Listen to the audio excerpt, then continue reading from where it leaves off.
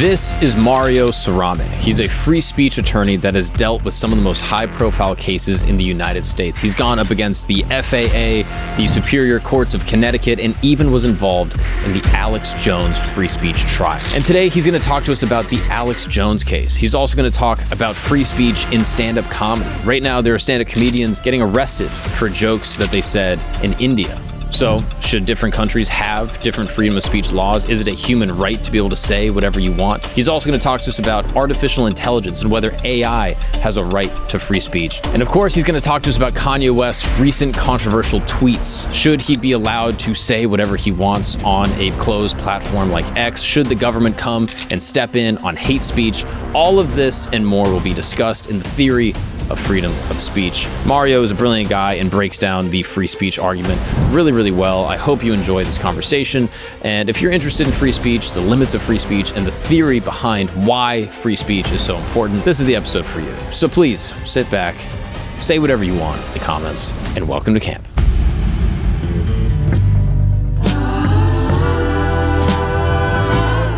Mario Cerame. That's perfect. Bingo. How are you, sir? I'm doing well. I'm so excited to be here. You have no idea. I am so excited to speak with you. We've even spoken a little bit off air about a ton of things. We're going to get into a bunch of stuff today. You are a fascinating person. We met actually at a comedy show. We did. And which is a perfect setting for us to meet. I'm so glad it happened there. You are a free speech attorney. I am. You've represented a bunch of high-profile cases and defendants, most notably the one that we had spoken about. You defended a co-defendant in the Alex Jones trial.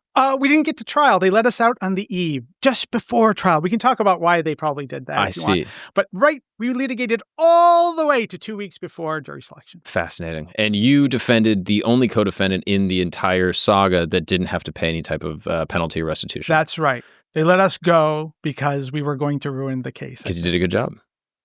Maybe. I like to think so, yes. And today we're going to touch on a bunch of different things relating to comedy. Are comedians allowed to make jokes? Are there certain jokes that go too far?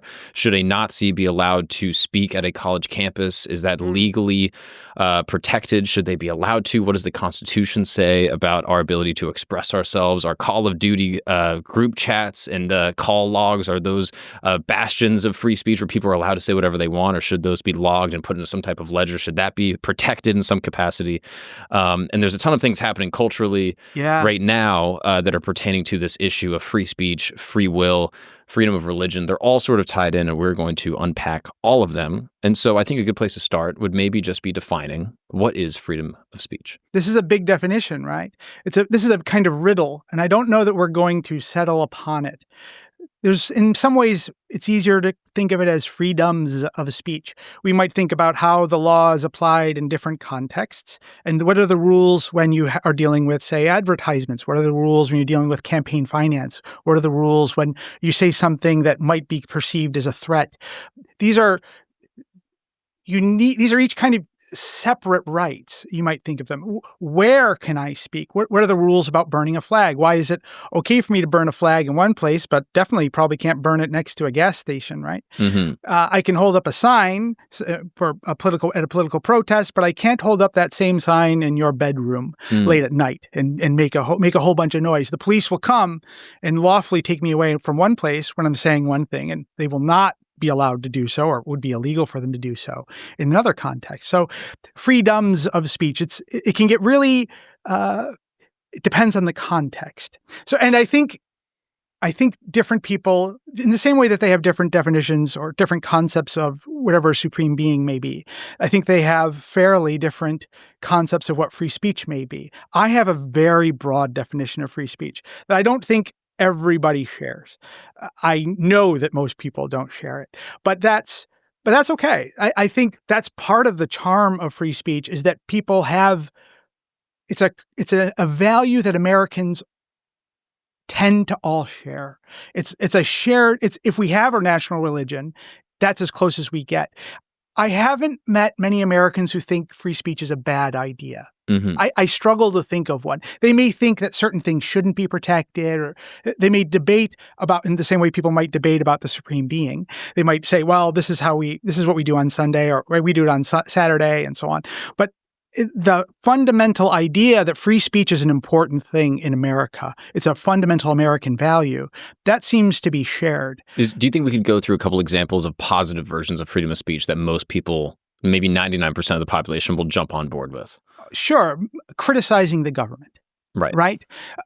The newspapers, when they're in the pursuit of truth. And when you, just for its enjoyment, you might enjoy something on television or a movie or a film. There's three foundational pillars around free speech, we might say, right? So it's the search for truth is one. We have this marketplace of ideas, these different ideas, they compete with one another. There might be, when I say ideas, I might even be talking about different forms of evidence as in support of different principles or what happened, right? In court trials, for example, we might put on different evidence. In the court of public opinion, people put on evidence too, and they debate. They try to find out what the truth is. Scientists, they engage in debates. So the search for truth is one of the foundational values behind free speech. Another one would be like a fourth branch of government, you might say. That was Potter Stewart put that out there, Justice Stewart, saying the press, the institutional press, institutional media is there to check the government. Now, that's interesting. In the beginning of the Republic, there wasn't an institutional media, but you still had the principle where individuals with pamphleteers, and today we have it all over with YouTube. There's so many different ways that people can criticize those in power. It's not just the government, but it's criticizing those in power. So, which is related to the search for truth, but it's somewhat different too. And then it's just fun. There's a self-fulfillment element to free speech. To being able to, there's this line from this guy, Tacitus, sometimes we call him. He writes, "What wonderful times to live in, where you can you can think what you feel and say what you think." That's how he puts it. And that's like a nice time. He describes that I'm living in a good time because here I can think what I feel and say what I think. And that's self-fulfilling. That's just a wonderful thing. Right. And so it's linked to the freedom of thought. It might be linked to something much bigger. The freedom of speech is linked to the freedom of thought, but it might be linked, that itself might be linked to something bigger. We do connect it to religious speech and religious thoughts. So there might be some spiritual quests there, but it's enjoyable. Alrighty, don't skip forward, guys, because I am on the road, world's fastest ad read, coming at you. I'm going to be in Bangor, Maine, Portland, Maine, Charleston, South Carolina, Atlanta, Strasburg, Hoboken, Indianapolis, Buffalo, Raleigh, Poughkeepsie, Portland, Oregon, Fort Worth, Texas, Austin, Texas, Stanford, Philly, Levittown, Chandler, Arizona, San Diego. I'm also going to be adding Toronto, Montreal, as well as Washington, D.C., and a bunch of other dates. You can get all that at themarkagnon.com. Dates are in the description, also in probably the comments of this episode. Go see me on the road. Come hang out. I'll be hanging out with everyone after the show. Come shake my hand. Call me an idiot. Whatever you want to do, I will be there. Additionally, I will be doing my 1 hour of stand-up comedy. I'm very proud of this hour. I'm really excited to share it with you guys, and it would mean the world if everyone could come on out. And what do you wear to a show on the road? That's a great question. You can go to campgoods.co. That's right. We got merch. We got camp merch. We got hats, hoodies, t-shirts. A lot of stuff is out of stock. Things have been selling like hotcakes, but we're going to be restocking everything in all the sizes. So you can go there right now, get all the merch, get all the coolest clothing in the podcast game. We're going to be updating that site regularly. And if you come out to a show, I'd love to see you sporting some of the threads that we got up online. I will see you guys there. Let's get back to the show. So those are the three principles: the search for truth, holding a check on those in power, and it's just fun. And I think there's one more. If Mario was going to add one, he'd say there's an inherent disruptiveness to it.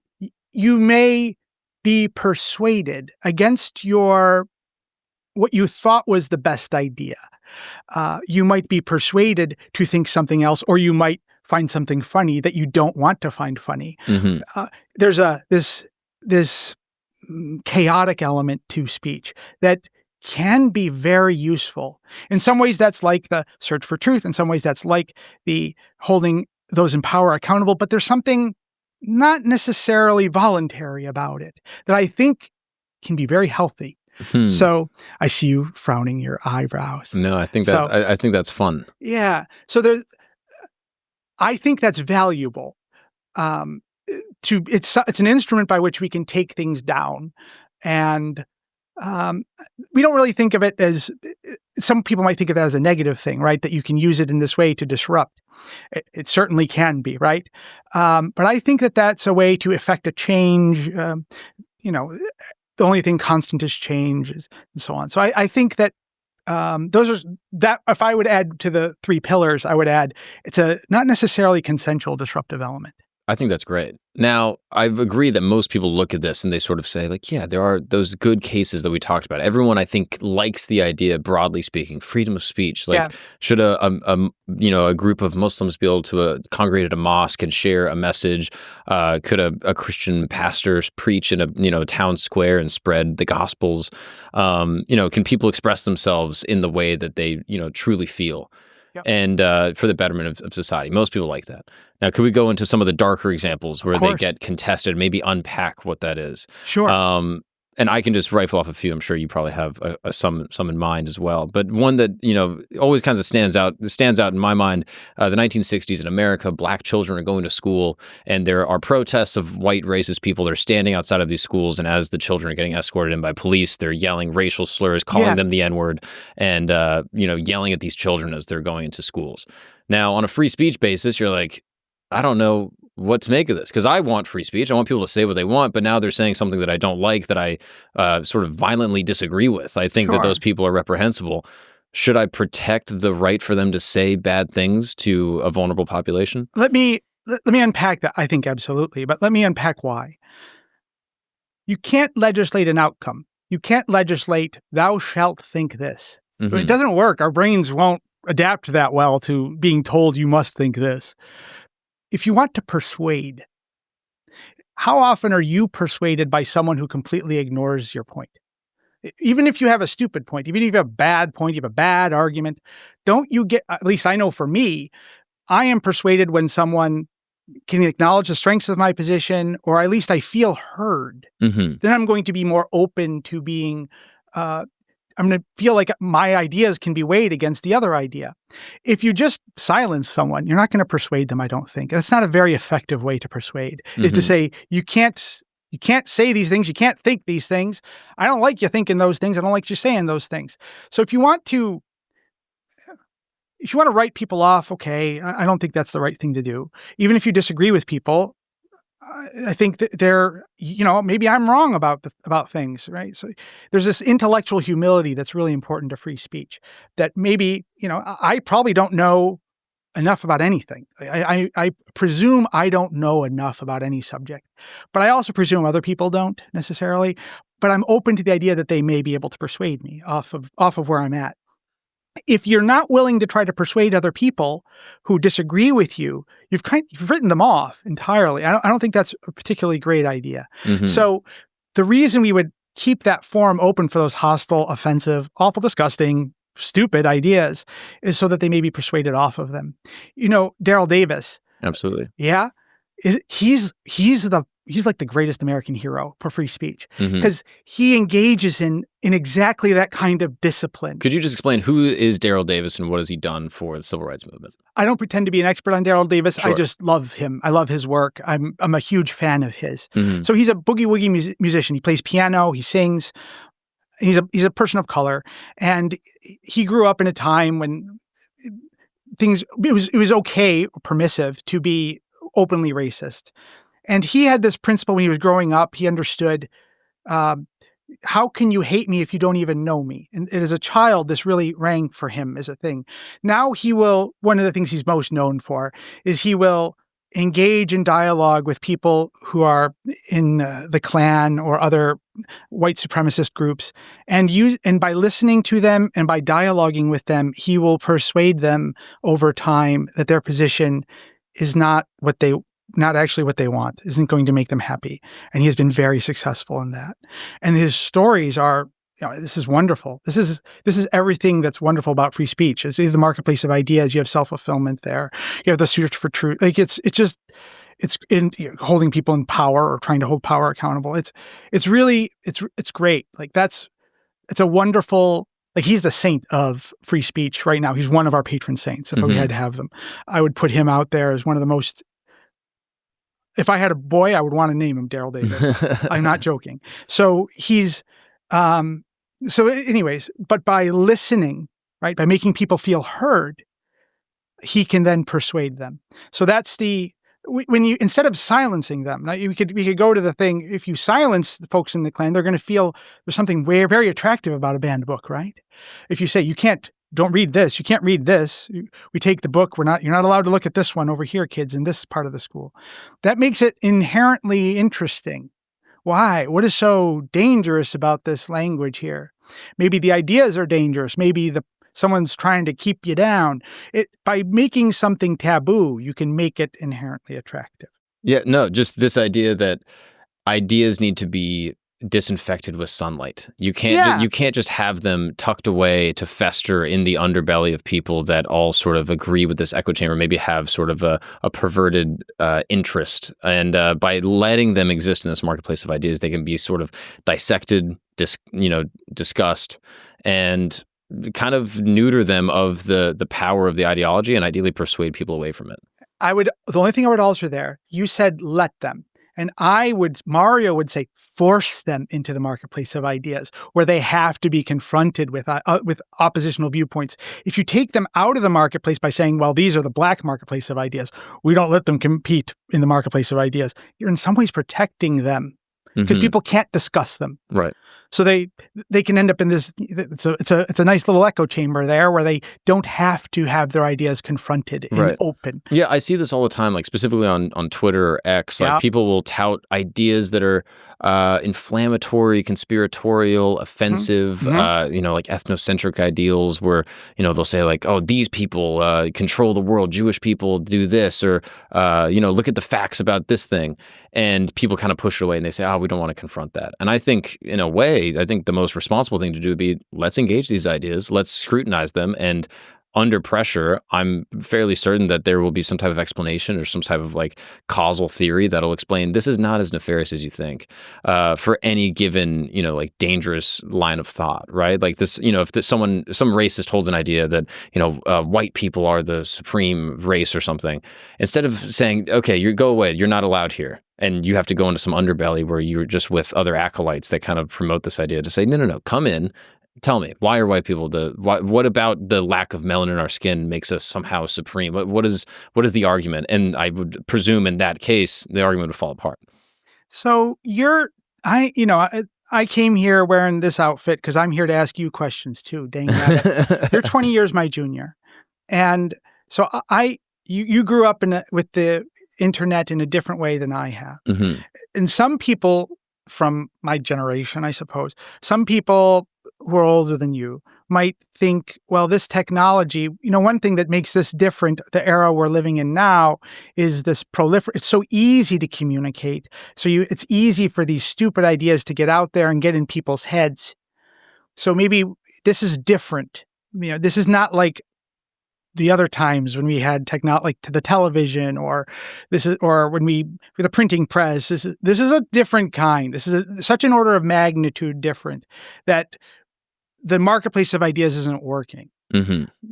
And I wonder what you think of that as someone who grew up in a very different way with a different relationship with the internet. Mm-hmm. Do you find merit in that? How do you think that the marketplace of ideas is going to work on the internet? What do you think? Well, I think with most technology, it sort of creates polarization that as many steps as you go forward, there are in other ways that you go steps backwards. And I think that broadly applies to most technological advancements. Like, I don't know if our threshold of happiness currently is so much greater than it was 2,000 years ago or 2,000 years before that. So I think that the capacity for human flourishment sort of caps in a way that, you can introduce these ideas like, medicine or, phones, technology, cars.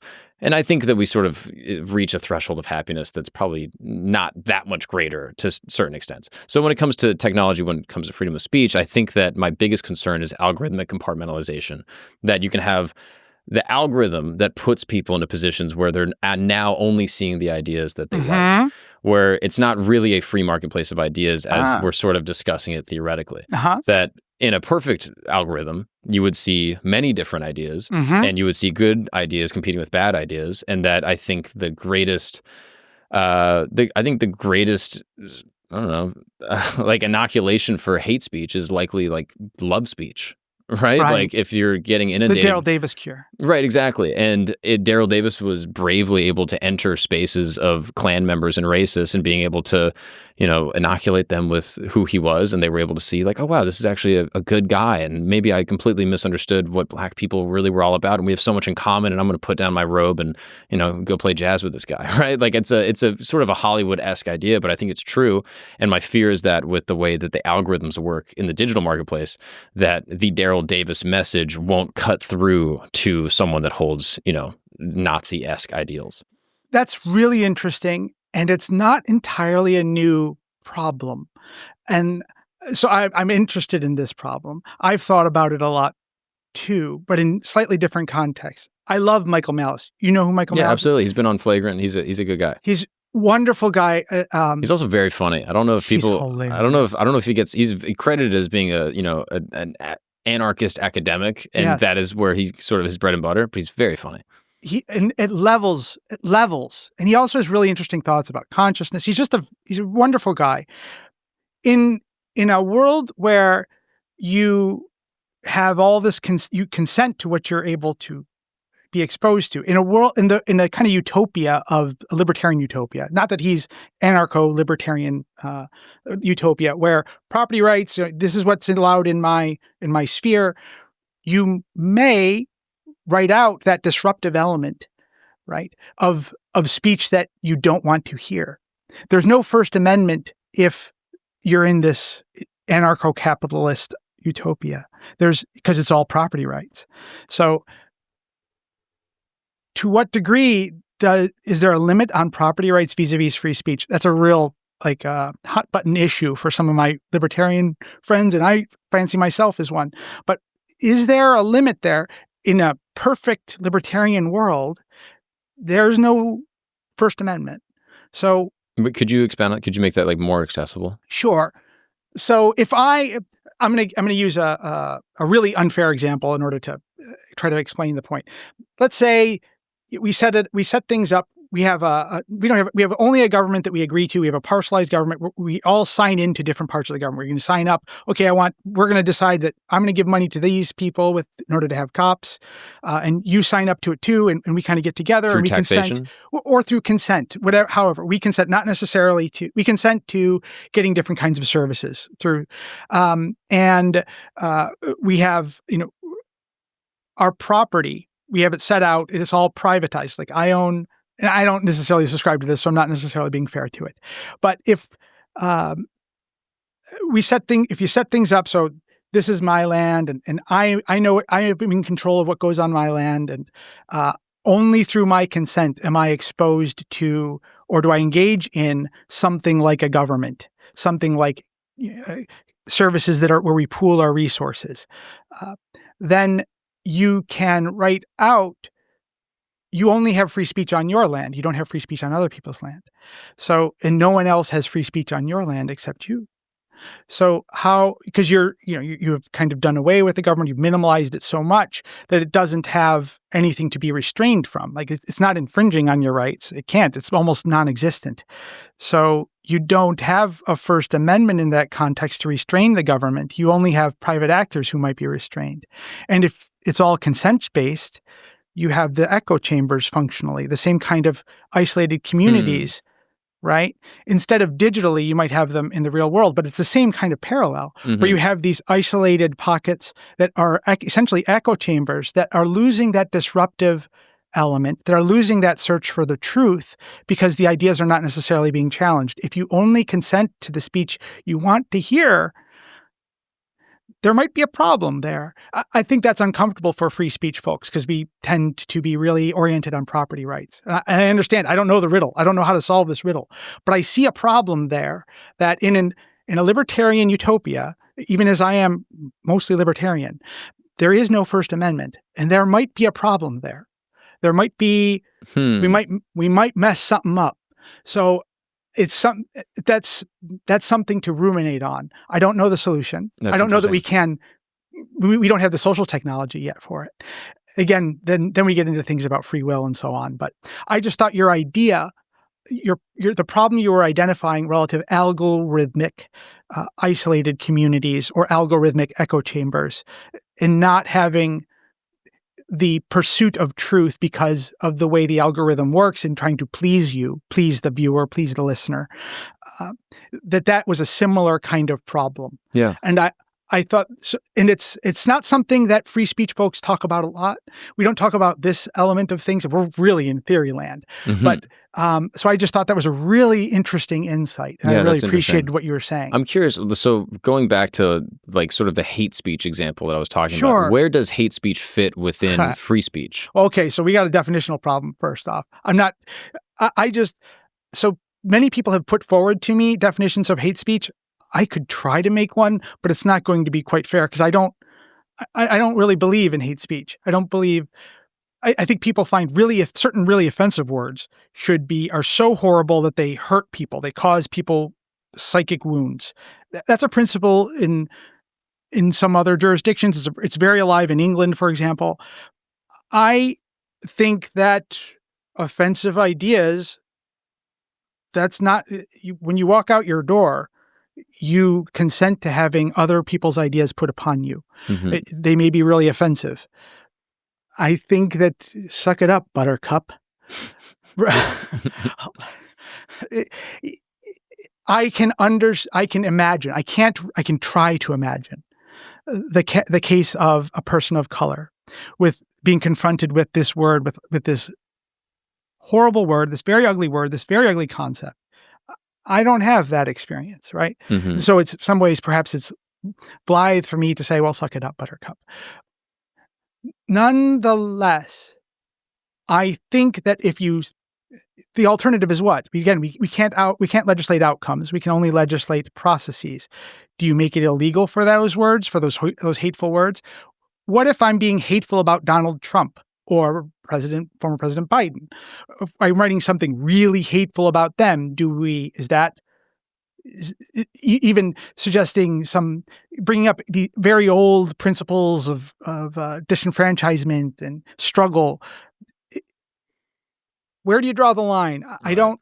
Now, people would bring up this concept of like punching up or punching down. This is brought up in comedy all the time. Yeah. Where it's like, if you're chastising or criticizing someone in a power position above you, that it's seen as a protest. But if you're sort of picking on or beating up or saying something derogatory to a disenfranchised group, historically in the United States, Black people being historically disenfranchised by the U.S. government, being oppressed, et cetera, that people would see that as sort of, I guess, offensive, rude, many other adjectives to describe that behavior. So people might look at that example and say like, oh, well, criticizing a Black guy going to school versus criticizing the president, these are unequivocal. But what would your argument be in that case? So I have two pieces to it, but the first one, just because you can say something doesn't mean you should, right? Like that's a common kind of principle in free speech, right? So just because you have the right or the government doesn't have the power to restrain you doesn't mean you ought to. But then the next piece, though, is we're at that definitional place again. Is free speech what we tell the government it can't stop, or is it also cross over into private lands, right? Into social mores? Is it an infringement of free speech for people to have extraordinary judgment about you if you say something? I'm not sure. I think different people will get off that train in different points. Can your employer discipline you if they disagree with your political views? In Connecticut, there's a law on point where if you're punished and it has nothing to do with your job and doesn't affect your efficiency, if you're punished for your viewpoint, your political viewpoint, that's not allowed. You can sue your employer for that. But that's not the case normally. Normally we say, well, private individuals, they aren't restrained based on what other people's thought. They can disagree with them all they want. So, as to the point that I got a little off, I didn't quite answer your question. It wasn't necessarily answering your question, but I think we have a definitional problem there about what is free speech. So, punching up, punching down, I would go to just because you can say something doesn't mean you should. I do think, though, that if there's an undue amount of social pressure around certain topics, that can act essentially like a gag. Right? It isn't a government enforced gag, but it can be, and it can have similarly detrimental effects. That doesn't mean that the solution is to make a process by which those are not there. But I think that that's something to be conscious of when you're thinking about free speech, or when you're it's like a principle underlying free speech that we allow people to express their ideas even if they're dumb. Yeah, I think that's an interesting distinction, because I do think people get mixed up sometimes looking at the legal protection of free speech and then the social protection of free speech. Yes. Like, you see it all the time. Someone will say, something offensive on the internet, and people will get mad at them. Yes. And they'll say, "Why are you mad at me? It's freedom of speech." Yes. And that's not really what freedom of speech is in the sort of governmental context, right? Right. Like, if we're talking legally speaking, right. You didn't go to jail for what you said. You weren't persecuted by the government. No police knocked on your door. Yep. So freedom of speech is alive and well. And furthermore, these people getting mad that definition. Right. And then people getting mad at you, you could argue that they're exercising their freedom of speech to be angered by what you said. Yep. And in that example, I kind of see like, all right, freedom of speech is operating functionally, that someone presented an idea, other people shot down the idea, and they're having a discourse that is quasi-civil, right? There's no violence being sort of inducted from this. So yeah, that's fine by me. Colin Kaepernick kneels during the national anthem. He's in protest of the U.S. government and the treatment of Black people in America. And I think he's within his rights as a citizen to do that. And the people that are in the stands that are angry about this, I think they have the right to express their dissatisfaction if they so choose. Do we have judgment around the NFL for punishing him for that? Or to go the other way, around Gina Carano she said something that was rather offensive, and this got her fired from Disney. And on the other side of the coin was there an infringement on their freedom of speech if their employers, who are these very powerful organizations, who normally would be the kind of thing that we subject to the freedom of speech in order to criticize them, right? When they are de facto censoring, not legally censoring, we don't have the kind of prior restraint of a censorship board or what have you, but de facto they are punishing someone for their speech that is not necessarily related to their job. They're using it to make a political point about someone who works under them that is not connected to their efficacy as someone who works for them, as an employee. Is that an infringement on freedom of speech? It isn't under the First Amendment. It isn't under most state constitutions, but it might be in terms of the principles of free speech. If you were defending Colin Kaepernick in a court of law against the NFL, hypothetically speaking, would you think that you could build a case to levy against the NFL to say that the punishment against Colin Kaepernick was an infringement on his freedom of speech? If I had him in Connecticut, I could. Okay. How would you frame that? Well, there's a statute on point that says if we're lucky to have a statute, and I think some other states have similar statutes, but not many, where if an employee engages in speech that would have been protected by the First Amendment or the state constitution, and we would treat the employer infringes on that speech to an impermissible degree, in the same way that the government is restrained as an employer in certain contexts from punishing speech. So we apply the same test to the private employer that we would apply to the government if it was an employer. And if it's the same kind of violation, then the employer is punished too. The employee can sue has a right to recover from the employer. So in that case, I would look at if he was in Connecticut, I would say, well, let's look at the NFL as if it was the government in this case. To what degree there's a balancing test that's used called the Pickering balancing test. And to what degree is the importance of the employee's speech and people's right to hear that speech, public's right to hear that speech, vis-a-vis the efficiency of the organization, how much that's impacted, right? So in that case, there's pretty high interest, and the efficiency, he's still playing football pretty well. And sure, people are upset, but they're still paying tickets. So this is the kind of argument I would make if he were in Connecticut, if I could use that Connecticut statute. If I was trying to defend him otherwise, I'm really making appeals to authority. I might be looking for something in the NFL contract where it says something. Sometimes most college campuses have something where they affirm the right to free speech or expression. I might be looking for something about racial equality in the NFL's code or contracts that it values these things, and I might be trying to make an argument out of that, but I'm on a very different kind of ground, right? I don't have a really good, I'm making more appeals to principles than actually invoking the strength of law in a courtroom. I see. Yeah. What's up, guys? We're going to take a break really quick because I want to talk to you about the most discreet, coolest way to curb your nicotine cravings, and that's right here with Zippix. You've probably seen me chomping on a couple of these toothpicks. During the episodes of this podcast, I like to use a little bit of nicotine when I'm locking in on a long-term conversation with someone, trying to figure out the deep meanings of life and aliens or even consciousness. I also like it when I'm trying to write. Sometimes right before I go on stage, I find that it just gives me a little bit more of a locked-in feeling. I can focus for a little bit longer. There's even been some studies to show that nicotine has improved aspects of fine motor skills, attention, and auditory processing and memory. So if you're trying to lock in for a little project you just need a little boost. A little bit of nicotine is great. And these are great if you're trying to quit smoking too. If you don't want to fill your lungs up with smoke, but you still like the little nicotine feel, they have a bunch of great flavors. They also have 2 milligram and 3 milligram options.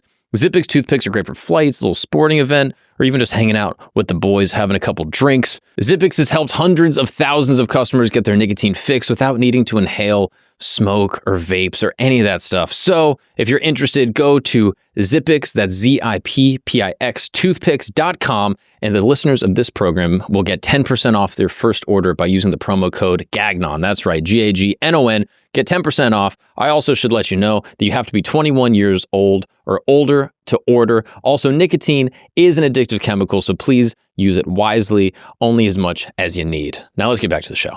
Now, I'm curious with some more like gray area things, right? Like I feel like we've kind of talked about, hate speech and, very clearly negative vitriolic things that you sort of make the case to defend because on principle, we have to defend bad things in order to defend good things. Yep. And that they fall under, the same umbrella, occasionally, in an unfortunate way. And as part of the search for truth, right. The only way to get closer to the truth is to allow these stupid ideas out there so they can be confronted. Mm-hmm. Yep. Right, because, if you even look in the time of Martin Luther King Jr., he's standing up and saying, Black people deserve the same rights. And in a marketplace at that time that says, this is a dumb idea, if that idea was shut up, how much longer does that delay the search for equality in American society? So that is a situation where there was an unpopular idea that was protected. Yeah. And marriage marriage between Black folks and white folks, the idea that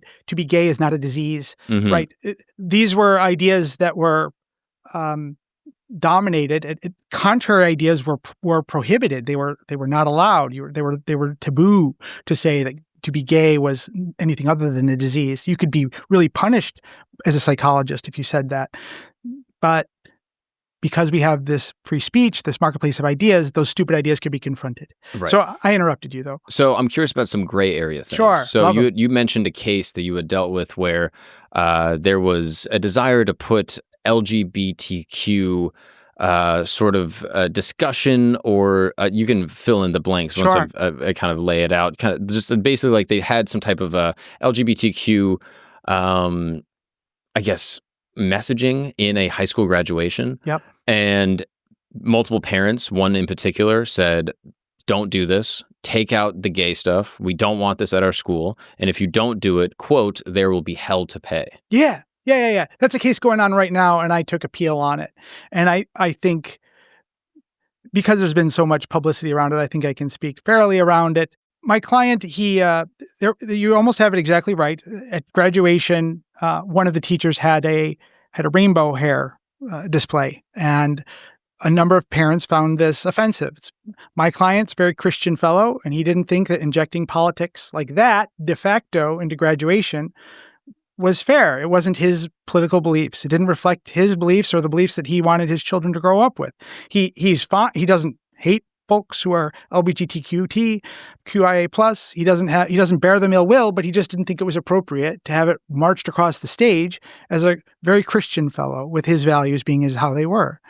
So he protested to the school. He wrote them a letter, and he wrote, among other things, that there would be hell to pay, meaning that there would be outrage in the court of public opinion, that there would be bad press around this.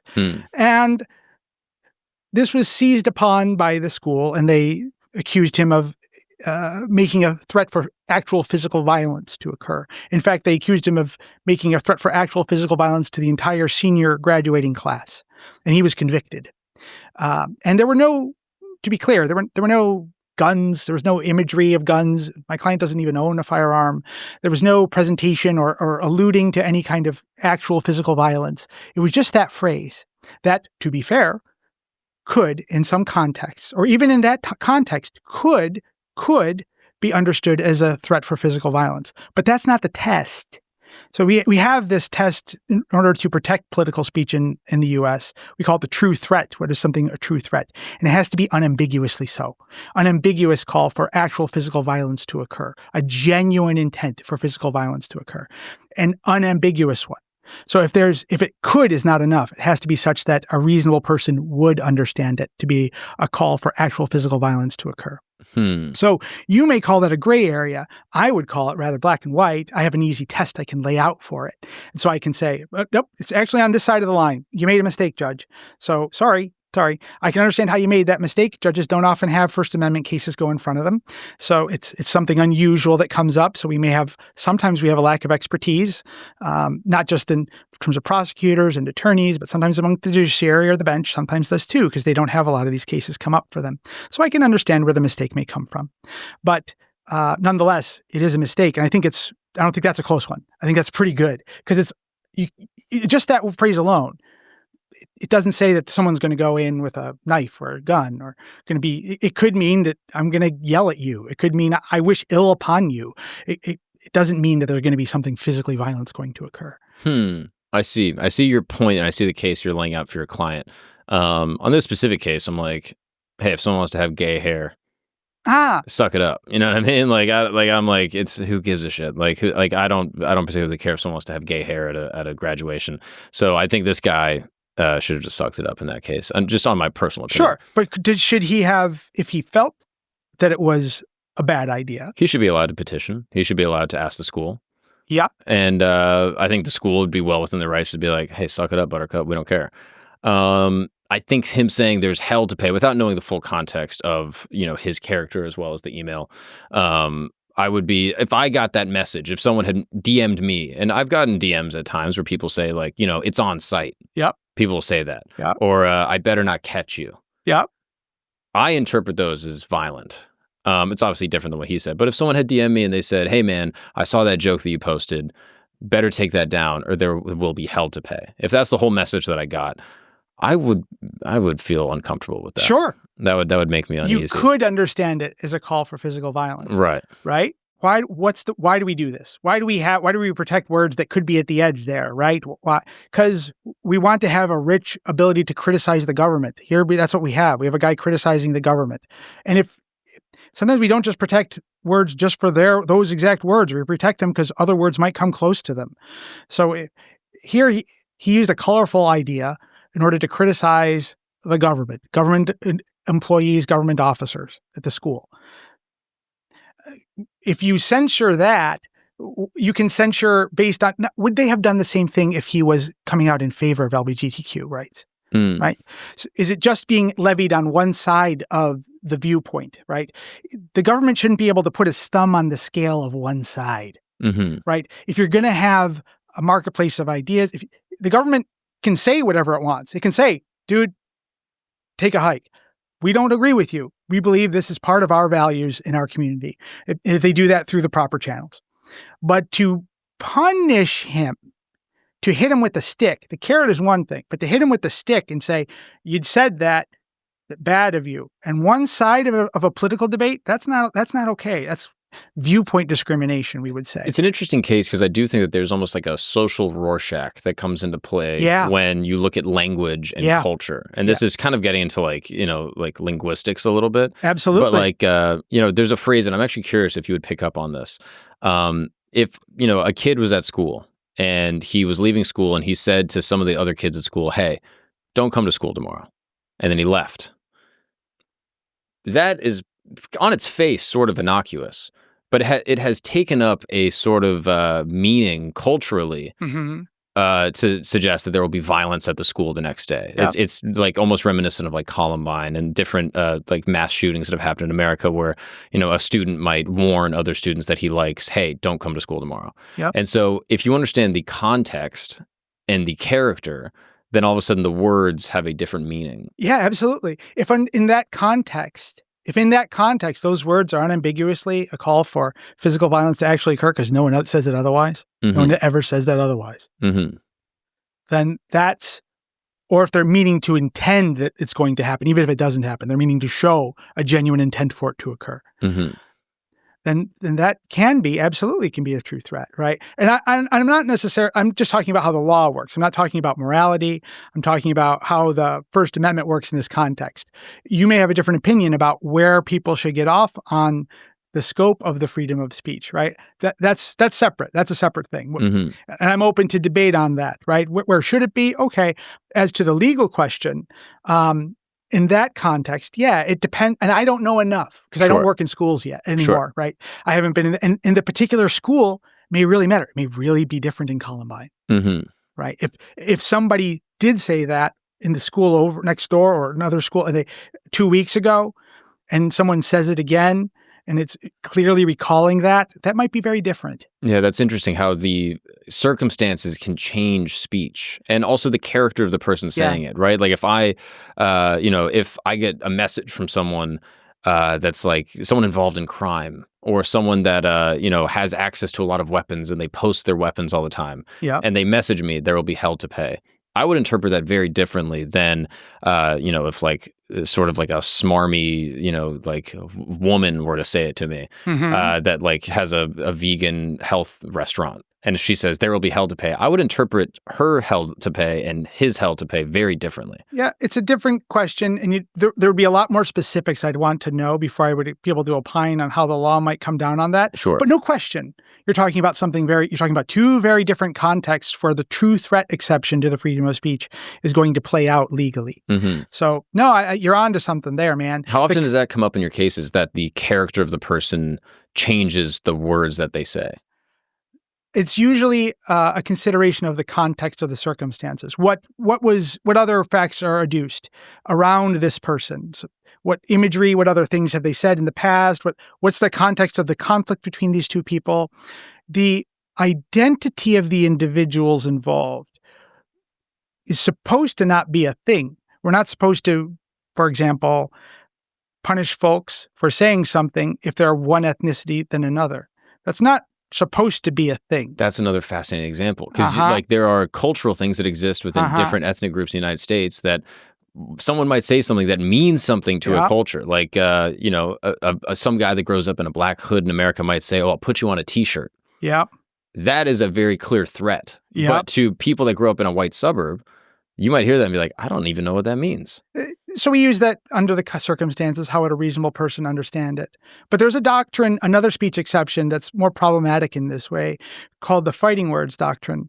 And it's not been one that the U.S. Supreme Court has dealt with, and it's kind of done a bit of mischief in the meanwhile for the last 60 some odd years, 70 years. It's been around, this exception. And that does look at in the context and particulars about individuals and how people did understand the language that was used. If it was the kind of language that would be understood to be a call for that might wound a person, dropping the N-bomb and calling someone with extra words around it as if to goad them into fighting you. Right. Yeah. It's fascinating. If you say that to a black person, out at a bar, they have to fight you. Like you're going to be in a fight. But if black folks say it in a different context, it may very well not be. Right. So to what degree is that doctrine working? If we're the N-bomb is a funny word for a lot of reasons. Yeah, culturally it holds so much power. Yeah. It's the worst word in the English lexicon right now. It's the most offensive word. It's supplanted the F word many times over. So it's an interesting example to look at. It's difficult for me to talk about it sometimes in an honest way because I have to be mindful of my own ethnicity in the context. But I think there's some mischief there if we are if we're going to put, what happens when you have someone who's identifies with a particular ethnicity, but they're particularly pale? Are they not allowed to engage, to use the word? Right. When does that happen? You know, at what point is their line? Are we getting to the one drop of black blood before you can use the word or can't use it? It's almost like American Jim Crow racial identity flipped in a way. Yeah, and that I don't know the answer. I don't. I can identify this problem. I don't know the solution. Right now, we have a kind of working or not working model around it where the word's allowed to be appropriated by folks who identify with a particular ethnicity, and it's definitely not by people who have a different ethnicity. So it's like a weird truce. If I can even add to that, oftentimes it can be used by people that exist even within the culture of that ethnicity. Yeah. So if there's a Mexican dude that grows up in a black hood. Oh, maybe. Yeah. Typically speaking, in my experience, it's kind of given a pass. Like many of my black friends, I mean, there's a lot of like Puerto Rican rappers that grow up in black communities that use the word, and it's sort of acceptable. I have Indian friends that grow up in black communities that have used the word, and people go like, yeah, this is, like, you are non-white and you exist within our cultural context, so we kind of let it go. Can we talk about we talked about this off. Yeah, the Randall Kennedy book. Yeah, and I brought you a book that the title of which I'm not going to say for the reasons we've discussed. But he talks about how the word was used by his parents as a compliment in context, as a powerful kind of compliment. That's one smart, and he is smart. And hearing him retell it, I've heard him talk about this. It's like, wow, that's a really powerful use of the word. Mm-hmm. And it's not, I couldn't use it in that way. It wouldn't ring the same way, but that's, that word deserves a place in the lexicon when used in that context. It's kind of awesome. Right. It takes all of it builds on the pain and suffering of the history of the word and transmogrifies it into something rather beautiful and amazing. Yeah. As an expression of awe at a person. Mm-hmm. So anyway, it's a riddle, that word. It's a troublesome word. There's an interesting example. Gabe, would you mind searching Mexican dude says the N-word in front of black guy? There's a video, sure. And obviously this exists as like a microcosm of one example. Black people are not a monolith, and so this one guy kind of hears this thing happen, and he has this experience. If you click on that Facebook link, I think. So all you whites and brown dinner, cuaches. See, I'm Mexican. I can say it. ¿Qué pasa, güey? ¿Qué pasa? So that's one, just a fire video. I love that video. I think it's so funny. But it does illustrate something to me that's interesting culturally, right? That this guy sort of indicates to these other guys, hey, I understand what the word means. I understand I'm saying it in the context that you all have allowed. And I also understand what it means to be not white in a white America. Yeah. And these guys sort of seem to understand it in that exact moment. Maybe they didn't want a confrontation, or maybe they kind of accepted his explanation. They go, yeah, you're my boy. That's cool. They were confronted with a choice, the black folks in that video. And they, I thought, made a very charitable, magnanimous choice. So but they heard the word. And as we pointed out, if you use that word in a bar, like, dude's got to fight you. Mm-hmm. So, like, if and that's what they're cued onto.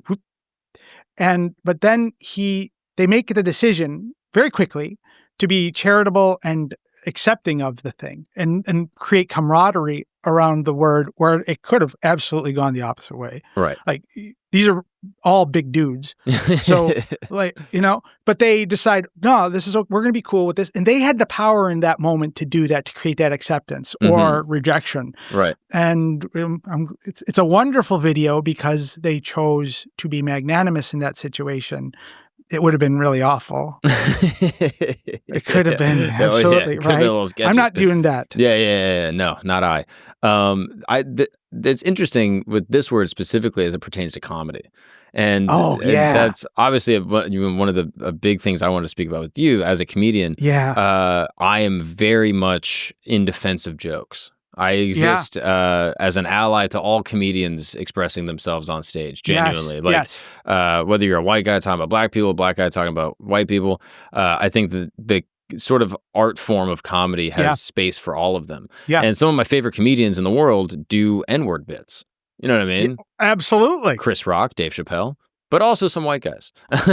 Like, like some of my favorite comedians in the world, Louis C.K., Neil Brennan, two of my all-time favorites, have these brilliant, fascinating, amazing bits where they say the full N-word. Yeah. And it's brilliant and funny and poignant, but it exists as this sort of, time capsule because I'm skeptical that a white comedian will ever have, quote, an N-word bit where they say the word for a long time. And I don't know if they should or shouldn't. I don't have like a real moral answer for myself. Like, on the one hand, I think people should express their art. And if they have a really funny bit where they say the word, then it's permissible. But I'm also don't know if I'm going to be the guy that's like, every white guy should have an N-word. You know what I mean? Like, I'm not going to take a hard line there. Yeah. Is the rule, is it funny?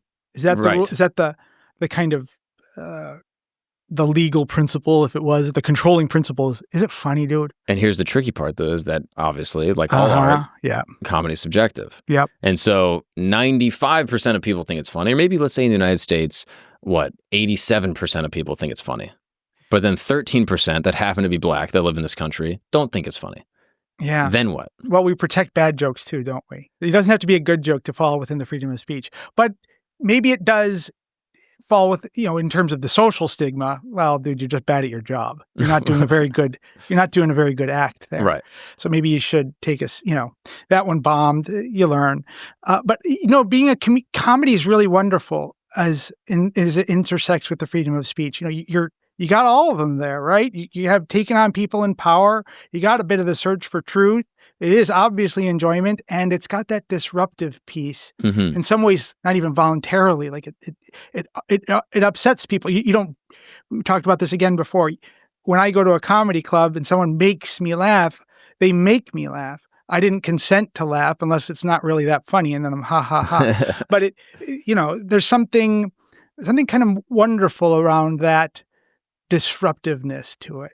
That involuntary disruptiveness to it. So, but you as a comedian, like this is your world. Like you live in the freedom of speech. So I'm really curious to you about your opinions around boundaries and what ought to be allowed, what ought not to be allowed. Is it right? Is that the only rule that is it funny or not? Or are there jokes? Is there a thing? Is too soon only something that applies as, Gilbert Gottfried said, the only time it's too soon is if, the timing is off, right? So is there, how do the social rules work here? How should they work? How should the government ever be involved in jokes? Like, I don't know. Yeah. I mean, the way I look at it, one of the things I'm really drawn to with comedy is that there are very few rules. And the things that I really like, and the only rules that I really sort of grab onto is, be original. And I think that's first, actually. I think originality is first. And be funny. And it's those two. And funny is an extremely close second. But it's really only those two rules. Like if I were to see a white guy do, Chris Rock's like N-word bit, like the infamous, like N-words versus N-words. I don't know if you've heard the bits. It's brilliant. Yeah, of course. But if I saw a white guy do that bit, I think I would be more offended that he stole a joke from one of the greats than the fact that he said the N-word. You know what I mean? Like as a comedian, I'd be like, dude, you're a hack. Why are you doing that? So there's very few cover songs in comedy. You can kind of imitate the great artists of comedy. Absolutely. Right? And I think that all artists sort of have a version of imitation or inspiration, but you can't just steal a bit, right? Yeah. So that's where I'd be like, okay, that's you can't do this. So those are only really two rules. I think the government has no place in the expression of art, generally speaking. I would maybe make some caveats for like painters or something that are, painting some type of like graphic pornography. I think that's maybe where I would take like a line on a personal basis. All right, I'm gonna push you on this. Yeah, then. please do. Okay, well, I'm gonna use an example on one far side. Right, that you'll say, okay, but it's going to open up the Luigi, right? He wrote on the bullets. Mm-hmm. He wrote messages, right? And he used those bullets to kill someone, right? Literally, his message was used to kill someone. Mm-hmm. The instrument upon which he wrote his words, right? If it was a Shakespeare play, that'd be beautiful. The fact that it's real life makes you a little bit more morally ambiguous. You go, you shouldn't kill people. A little bit more? But where along that, there's a spectrum there, right? So can it be used as a sham? Or what if it is genuinely art, but it infringes on someone's, Life is up. That's a pretty good one. That's a pretty easy one. Property, trespassing around the outside of someone's home, or to what, where, how does it work? Can comedy be used as a sham defense? Really, maybe bad jokes aren't protected. I don't know. If a bad joke suggests danger, I don't know. So where's the limit, though? Where's the limit? Because you say it has no place in comedy. But let's say Luigi wrote a joke on there, and some people might find it to be a very dark and awful joke, what he did. So where's the line? Is the line at limit of causing physical harm? Is the line psychic harm? Is the line... Because some different places are going to call the line at a different place. Right, precisely. So when I'm speaking about comedy in this context, it's strictly stand-up comedy on stage with a microphone. Okay. And I think maybe the line could be drawn if there was some type of like inciting of violence or some type of like physical threat. Like, how funny would it be if we all just beat the shit out of this guy right now? Yep. And then that guy gets the shit beat out of him. Yep. Then I would suggest that perhaps that was not a joke with the desire to be funny, but rather that was a joke with the desire to physically harm someone. And then I would almost pull that out of the context of comedy, because now you're no longer doing comedy, you are inciting violence, which comedy, I think, definitionally is designed to incite humor and laughter and not violence.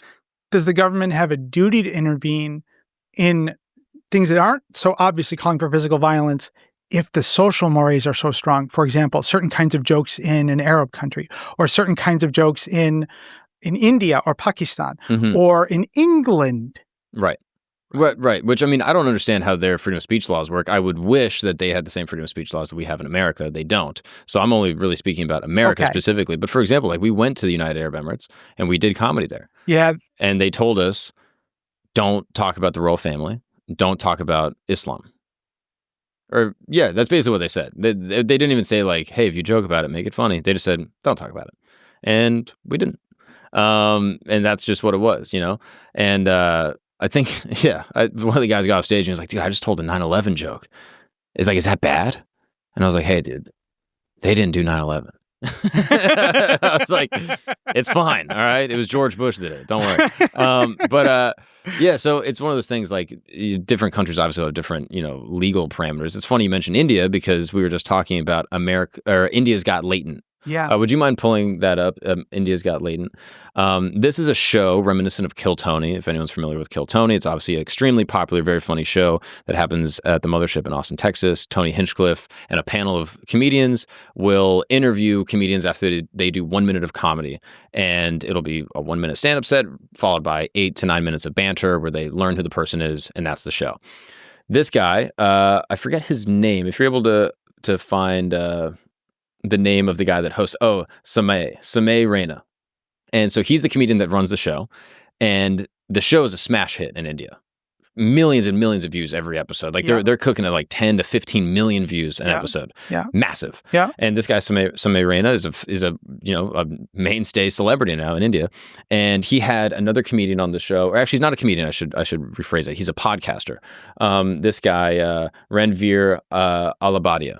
And he's a very famous podcaster. His name's Beer Biceps on Twitter and on his podcast. And that show is also massive. So this was a big episode. Samay is doing the show. Alabadia is there as a guest. And he makes a comment while they're doing the discourse and the banter where he says, would you rather watch your parents have sex every day for the rest of your life? God, or join in one time and it stops forever? Holy cow. And it is a classic, middle school, high school, would you rather question that kids in America have been saying forever. It is a purely absurd and grotesque sort of hypothetical. And the disturbing nature of it is what makes it so funny. Right. That you're stuck between this, this terrible conundrum and you have to choose one of these terrible things. And to my understanding, the morality board saw this and I think are issuing political sanctions against both the comedian that hosts the show as well as Alabadia for making the comment. And there's now political action being taken against them. How that will pan out, I don't know exactly. But it's one of these fascinating cases where this guy just said something. It wasn't even about the religion. It wasn't about the government. It was just a hypothetical. But the government saw it as an offense to the moral fabric of the nation. Yeah. And as a result, they're now putting sanctions against them. Yeah. We're getting to the definitional thing again. People have different views, just they have different views of God. They have different views of what the scope of the freedom of speech ought to be or is. And so now Mario to step out of himself, like I think that that's a really dumb idea. I don't agree with that. But I also know maybe I'm wrong. Like I have this, I believe really strongly these views, but I may very well be wrong. If the Greeks could be wrong about slavery, these bastions of Western society, they couldn't conceive of a world without slavery. They were wrong. Similarly, I may be wrong about what the freedom of speech ought to be, about what free will is. So I'm open to the idea that maybe I'm wrong on that principle, but I don't think I am. I welcome people try to explain, and in their culture, maybe that is the right thing. Maybe in that context, it is. It certainly isn't over here. Well, is it cultural or is it human? Oh, right. Wow. Like in this case, like sure, there's a cultural component that making fun or mocking Islam in a Muslim country is more frowned upon than doing it in America. Yep. Like I can understand the cultural context of religion, but a hypothetical like this, that is sure, it's grotesque. I'll admit. Yeah. I think you should be allowed to say that anywhere in the world without being punished by the government. I would hope for that principle.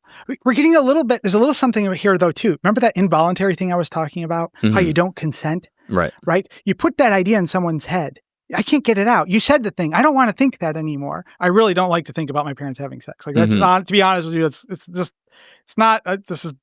I need to think about something else. I'm thinking of happy fields. But like when you say that to the person, you put an idea in their head and they don't want it there. It's there. And it's really ugly and it's really awful. It makes them feel icky. That's part of why it's funny. But in the same way, tickling makes you laugh involuntarily. But maybe that's where the government's coming in. Like you're doing something in the same way that hate speech, ostensible hate speech, wounds people. You're wounding the morality of the people by inflicting this imagery upon them. I don't think that that's a good idea. I don't think that that's how you get closer to the truth. I don't think that that's how I think this goes against a number of principles. And I think you just, by censoring it, you make it more attractive. More people you're going to put that in the black marketplace of ideas and people are going to seek it out and find it in other places. If not your form, they'll find it elsewhere. So, as to whether it's right for the policing of that, I don't know to what degree Am I being a colonizer if I go over and say, that's wrong? Now, I may think it is, but if I say it's wrong for India, to what degree is that me imposing my view of the freedom of speech upon another people in a superioritist way? Now, I think my way is the right way, but I don't know if I can be open to the idea that it may not be right for Indians. Maybe I'm wrong. I don't know. It merits a closer look. It's a really complicated piece. I don't know if I'm getting there. No, of course. That makes sense. I guess as a comedian and someone that exists in that space, I've said jokes that are bad. I've said jokes that are probably offensive. I will probably say jokes that are offensive in the future. And that might not even be funny. But I'm trying to be funny. I saw one of your shows, Mark. I'm not going to. I've said jokes that are potentially offensive, right? That night, I don't know if I said any. Yeah, you did. It was great, though. I mean, that's why I signed up. But I'll say jokes that might be that might be wrong or offensive, and that might not be funny. But my goal was always to be funny. Yeah. And in this case, I think, and again, I don't speak Hindi, so I can't necessarily pick up on maybe some intonation thing that occurred. But Alabadia's joke was with the intent to be absurd and ridiculous and shocking and funny. And in that regard, as a comedian, I kind of say he should be allowed to do that. Subjective intent for you, enough. Is it your intent is not the harm? Therefore, that's enough. Or are there some things, even if you didn't intend for it to be harmful, even if you didn't intend for it to come off as a threat, right? Even it was so recklessly stupid of a thing to say that it did cause harm to the moral fabric or the physical feeling of physical safety of people around you. Is intent enough? I think that's a good question. Mario has definite opinions about it. Mario has very, very, very open views on what the scope of the freedom of speech ought to be. But I can respect that people have different views, and the government has different views about it. Our government too. So yeah, if your predominant intent is not to cause someone to be alarmed in the U.S., that's a really big important factor. That's going to save you from a lot of crimes. Right. But I don't know if ultimately that's the arbiter. It's interesting to hear your view on it, though. Yeah, the consent component that you were even talking about before, I find very fascinating. I've heard this argument. I think Alex O'Connor, the YouTuber podcaster, said this. He brought it up as a hypothetical. Yeah. That it's illegal for me to commit bodily harm to you. Yep. Like if I slap you in the face, that should be protected. I shouldn't be allowed to do that. Yep. That's illegal. Yep. Your brain is a part of your body. Yes? Yeah. I'm with you. So, I'm with you. Yeah.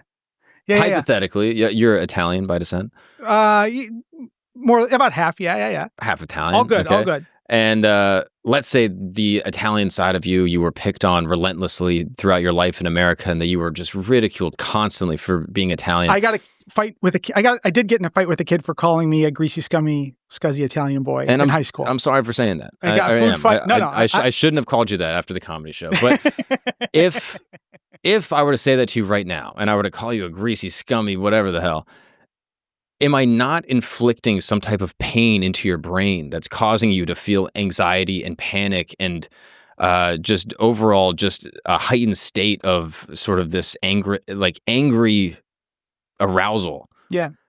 That then is affecting your entire body. Sure. In the same way that you're involuntarily making you laugh with a joke. Precisely. Right? So my question here is, am I not causing you bodily harm by saying a slur or by insulting you or just by using my words against you? Where do you choose to get off the train of the freedom of speech? Right? It's a definitional problem again, right? So, and I can respect views that are other than my own. I have that. I really believe very strongly in disciplined intellectual humility, that I may be wrong about everything.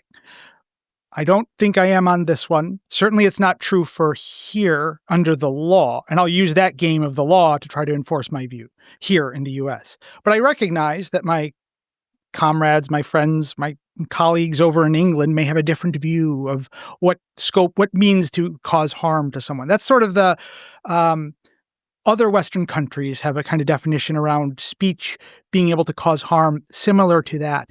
And I think part of what I'm trying to get at with my acknowledgement of involuntary, there's an involuntary element to making someone laugh or saying speech can have an involuntary effect on people, is to acknowledge that there's a point that they have that's not entirely invalid.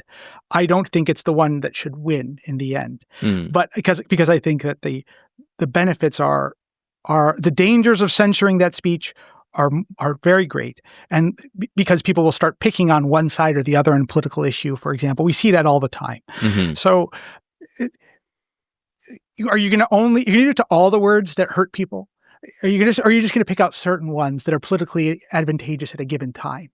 I tend to think you're not going to pick out all the words that actually cause this psychic harm to people. You're going to pick out certain ones that are politically expedient because that's that's a way to advance an agenda.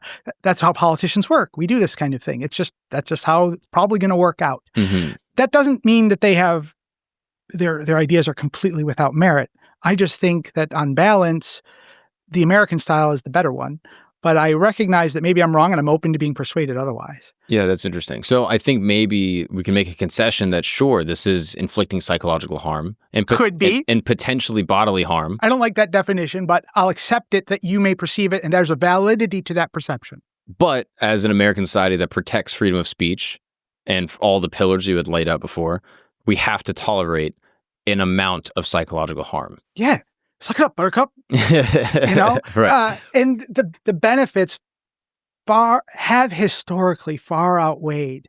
It's a wonderful social technology, and it is inherently unstable. So, and part of me thinks that benefit of there's a benefit to that instability.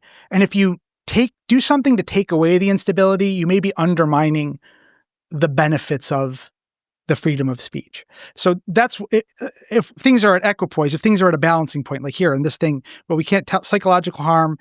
Okay, there may be a fair argument that certain kinds of speech are causing harm, but which is more disruptive, and which has the potential to be, especially in a way that has a potential to be good, right? If you take that away, you're undermining some of the pillars that Mario puts out there as really important and valuable in speech. So I'm holding it suspect. So if things are at a balancing point, if things are otherwise equal, I'm going to side on more free speech rather than less, side on the freedom of the individual, if things are otherwise equal, but I'm open to being persuaded otherwise. I see. Yeah. What's up, guys? We're going to take a break really quick because I got to tell you about a dirty little secret, okay? The insurance industry doesn't want you to know this. Well, basically what the insurance companies do is that they profit by holding on to your money as long as possible. You pay them every month, and then eventually when an accident happens, they try to deny or delay your claim so that they can keep their profits going. I mean, it goes even worse. When in court, the insurance companies want jurors to think that the at-fault driver, a mom that rear-ends someone, she's a single mom, and they think that she is going to be paying the verdict amount. Meanwhile, it's really the insurance companies who are going to be covering the costs. And that's why I want to tell you about the good folks over at Morgan & Morgan, because they will take on the case, and they are almost always going after the big insurance companies and not the individuals at fault. Morgan & Morgan fights hard for their clients, and these corporations know that, and it pisses them off. A recent client in Pennsylvania just received $29 million. The insurer's best offer, $500,000. Yeah. There's another client in Florida that received $20 million, and the last offer from the insurance company was $0.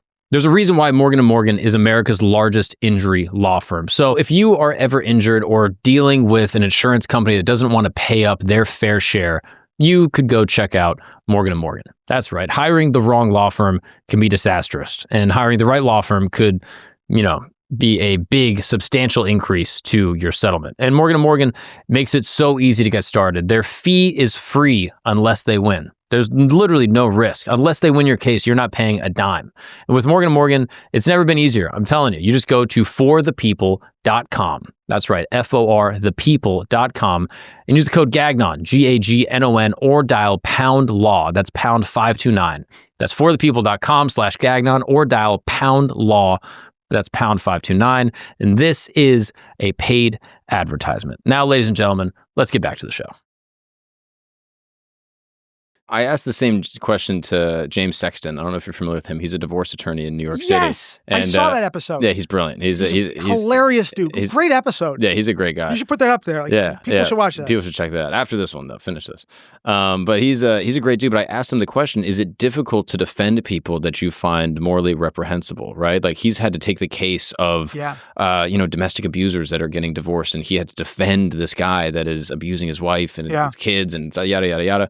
And his answer was interesting, but I'm curious. Like, is it difficult for you to defend people that have, been accused or even convicted of these crimes that we've discussed before, like possessing material that is, reprehensible? Is it difficult for you to be in a courtroom with them, being like, Your Honor, this guy's a good guy? I mean, normally in a criminal defense case, it's rare that you get the not guilty. It's very rare. You're usually helping someone navigate a process and make sure that they're treated fairly throughout the process. That's what normally happens. That's what happened 99% of the time. And I can say in every CP case I did, it was helping them navigate the process and make sure that they were treated fairly and got a fair judgment. Another strange theory thing where it's like, what this person did is terrible, and if some guy shot him in the middle of the street, I wouldn't really care. But I also think that he's entitled to due process. That's essential, because what's going to happen if I'm accused of a crime and it really didn't do it? Like you make sure that the process is fair for everybody, so that those exceptions that do exist, that people are treated fairly throughout those parts of the process too, and that it's not abused. Again, the government will, if it can, put its thumb on the scales of one side of a debate. Mm-hmm. But it's not. I did a death penalty habeas too. I represented someone who did some really awful things. There are 2 times I had where it was where going through the evidence was difficult. I never had trouble representing the person, because I live on the principle, as part of in order to keep the system alive. It's a John Adams thing. Everybody gets a lawyer. John Adams, as everybody might not remember, he defended the people who killed Americans at the Boston Massacre. He defended the British soldiers because they deserved an attorney. And that was a really important thing. He's like a saint up there for lawyers, right? He's what a magnificent moment that he wanted to protect the process was so important to him that even these people who did this horrible thing, did it in front of all these people, they deserved to be treated fairly too, and deserved the right to an attorney to make sure they were treated fairly throughout the process. So So I can go to that place, right? I'm doing some pale shadow of it, but I have no problem vis-a-vis the process. Going through the evidence, I mentioned the one where I had to actually go through imagery, and it still disturbs me. And you have to, because the one of the elements is how many unique images. So you have to go through and see if there are 10, 50 unique images or less. Duplicated images are not counted. So that's part of the elements. It's first degree, second degree, third degree, how many unique images, because they're counting how many children are being ostensibly hurt by this material. So that was really awful. Another time, though, I represented a guy who was on death row, and he had conspired to murder a 10-year-old and his mom. And doing the habeas, okay, like again, I'm at the John Adams place, but going through the material, and when I came across the 10-year-old's written signature, where he wrote his name incriminating a witness, that's why he was shot, was because he had seen someone shoot someone else. So he was shot because he was a witness. And that was really hard to see his signature. I was deeply moved in that moment. The person's still incarcerated. He will be for the rest of his life. But that was hard. Those were the only two times, though, really. For the most, and again, I could rely on, someone has to do it, right? Someone has to. If nobody does it, then the process kind of falls apart. So, if I do something well, I try to stand up when no one else does. Right. When someone should and no one does, then I'm going to do it. And that comes up a lot in free speech cases, like, because nobody wants to touch it. It's toxic. People will accuse you of agreeing with your client. People will think you're endorsing the speech, that you're trying to have it. You're supporting the speech.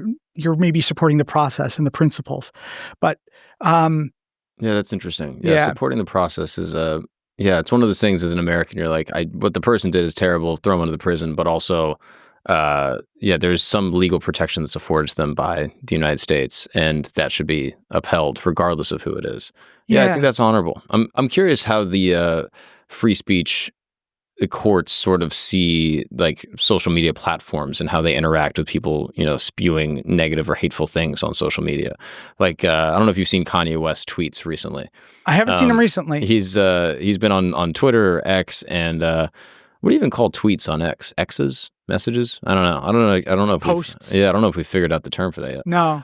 But he's been saying what many would consider to be anti-Semitic material. Okay. I don't know if we have any specific tweets that we could call on specifically. I wouldn't want to malign this person unfairly, but I think most people have accepted that his. I don't even know if his Twitter is up anymore at the moment. There it is. So, one tweet 8 minutes ago. Okay. Would you mind Googling just anti-Semitic tweet and see if we find anything? But yeah, so he's had these tweets that many people perceive to be anti-Semitic, and in the past he would have been removed from the platform. Yeah. And I think at the current impasse, I think that he had basically some type of guardrail put on his account, and then he deactivated it. So there was kind of like this win for freedom of speech that he was allowed to say all of this crazy stuff, and the platform didn't take him down. I'm curious. Do you think, in the court of freedom of speech, is that acceptable? Should the platforms take down things that are, hateful, quote unquote, if such a thing exists? And what is the obligation of the platforms when it comes to platforming people that are saying stuff like this? Yeah, this is you're coming close to something that's almost maybe a religious schism. I have colleagues who I very much respect, and I don't necessarily agree with them on this issue, people who I think very, very highly of. I think that, relative to the First Amendment piece, let me just set aside the law piece. The law piece is separate here, right?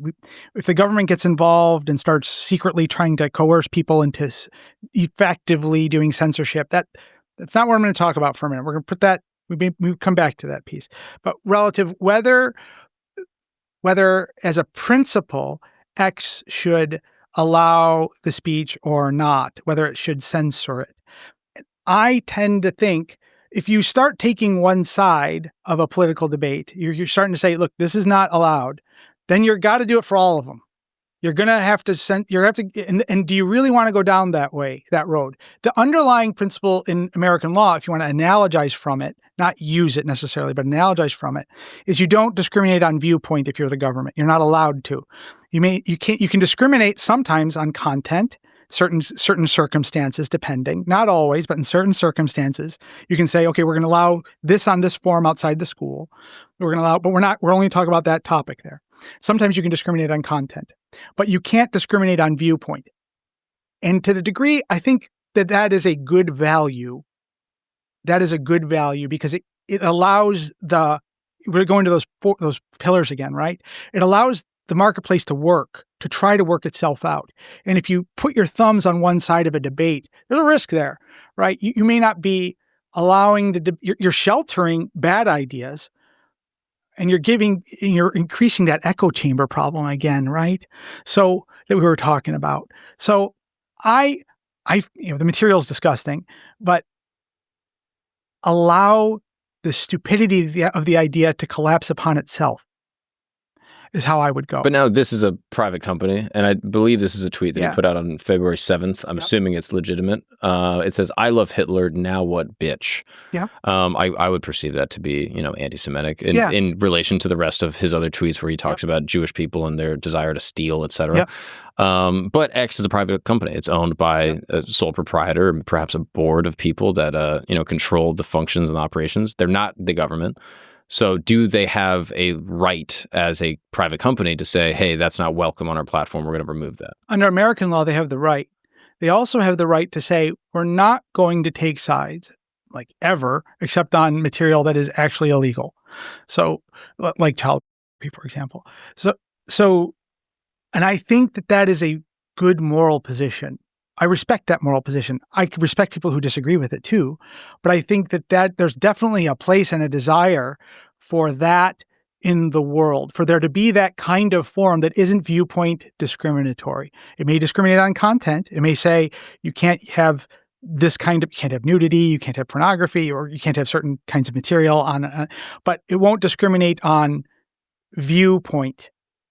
I think that there's a good case to be made morally there. Then you get into, well, what should the government rules be?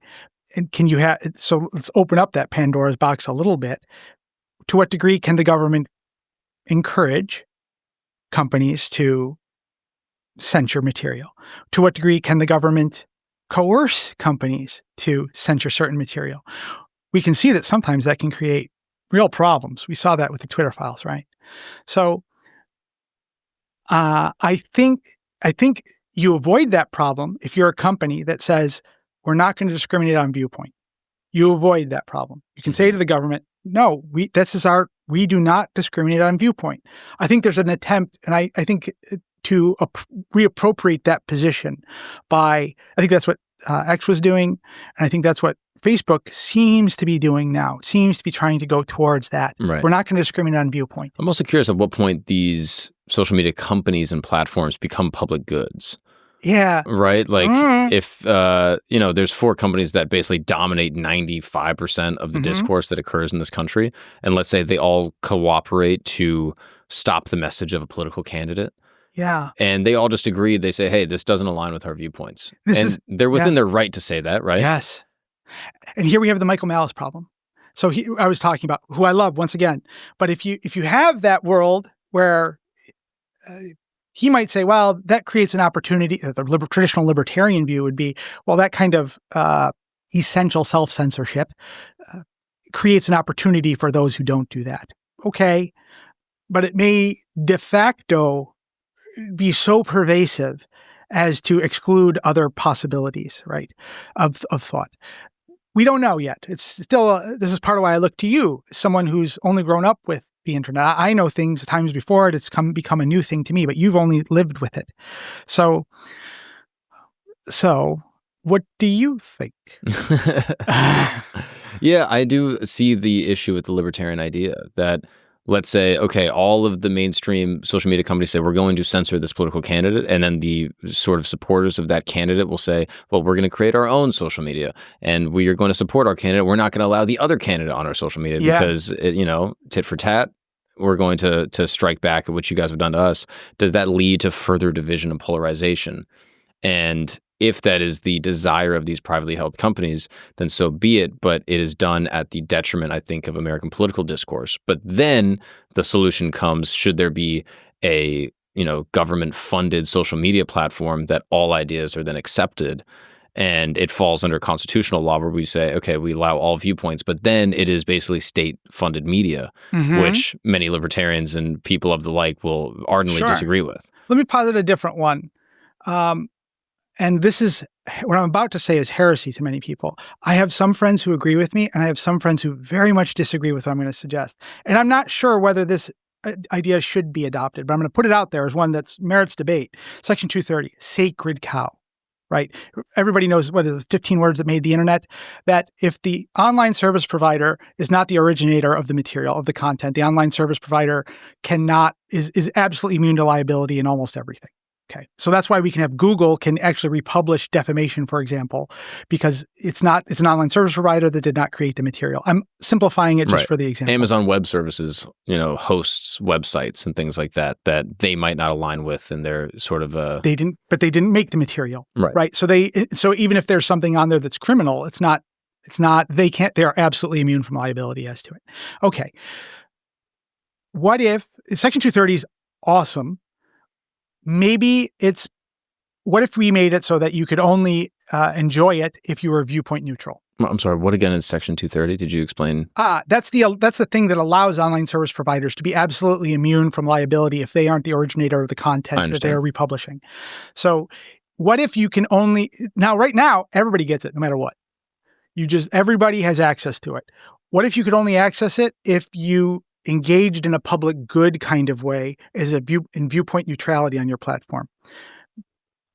Some might say that's essentially compelled speech, Mario. You're forcing people to espouse viewpoints that they may disagree with in order to enjoy this really important thing that's Section 230, this immunity from liability. And essentially, they can't exist on the platform.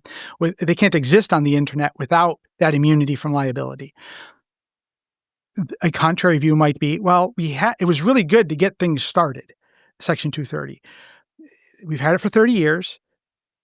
Maybe we can take a different look at it now. We have some really entrenched powers now. When the internet was young, we didn't have these enormous tech companies that are now exercise such power. And that power comes from this freebie. 230 is a giant freebie. It has created something awesome. It's been really valuable. It's allowed ideas to flourish in ways we could never have conceived 30 years ago. But maybe maybe it should be tempered and turned into something that allows for public goods to flourish. Maybe. It's something I think that's worth at least discussing and thinking about. I don't know whether that's the right idea. I don't know if I'm conveying what I'm saying. I don't know if I'm being clear in what I'm talking about. So slightly, if you can make it a little bit more accessible. Right. Let me try. So what if you weren't automatically immune from liability for material you republished? What if you were only immune from liability if you allowed material on in a viewpoint discriminatory way, in a non-viewpoint discriminatory way? What if you were, in order to have 230 immunity, Section 230 immunity, you had to allow both candidates on. You had to allow on viewpoints you didn't agree with. You had to do so in a way that was viewpoint neutral. I see. Yeah. What if that was the only way you could be immune from liability? Instead of you're immune from liability and you get to pick and choose. Which is the current status. Yes. I see. You get to pick and choose and you're immune from liability. What if it was you had to choose from those two chocolates from the candy box? You only got to get one of those two things. Oh, that's interesting. You could either be viewpoint neutral, as X is trying to be, I think, and ostensibly, right? They may be failing, but I think that's the underlying principle. Facebook may be moving towards that direction. Maybe they're successful, maybe they're not. I'm not going to judge on that. But if you can only enjoy that immunity because you engage, you do not censure viewpoints. Maybe you censure content. You're not going to allow anyone to put Maybe you don't want pornography on your platform. Okay. Maybe you don't want political speech on your platform. Okay. But no political speech is allowed on your platform. If you don't discriminate on viewpoint, then you can enjoy 230 liability. I think that would change things a lot. That's interesting. Yeah. And that would allow private companies to kind of, you might obtain that public good interest through private action if you limit the government's goodie of immunity. I see. The carrot. You're right now we're giving the carrots all away for anybody who has them. But instead we say, okay, it's a trade. You're going to be a bit of a public good here by being viewpoint neutral. And then you can be immune. That's interesting because right now, as it stands, Facebook, Google, YouTube, any online service provider, all of these services are immune from what's published on there. Yep. But they can also say, we're only going to publish half of what's on here because it doesn't align with our views. Yes. And then it's possible that in that you can create even more negative discourse because the echo chamber grows so large that now you could get some neo-Nazi group that props up. And you've partially created it because you've selected what discourse is allowed and that those ideas weren't in a free marketplace. That's right. So whenever you do that immunity, you run into this moral hazard. We haven't really talked about what the moral hazard is of 230. I love 230. I don't want to be seen as a critic of it. I think we should look at it a little more carefully, though, as how the tool should operate. So if maybe it has created a bit of a moral hazard where people can get away with too many kinds of. It's created these echo chambers and unbalances, as you suggest. Maybe there's a problem there. Maybe. That's interesting. Something to think about. I hope somebody writes articles about this and interrogates it. Maybe people have, and I just don't know them. That's interesting. I mean, this relates a little bit to the Alex Jones case that you worked on. Oh, yeah, absolutely. Yeah, sure. Could you explain what exactly you did in that case? Sure. I represented the talk radio show distributor. So Genesis Communication Network, they would take the sound that was generated on Alex Jones's program.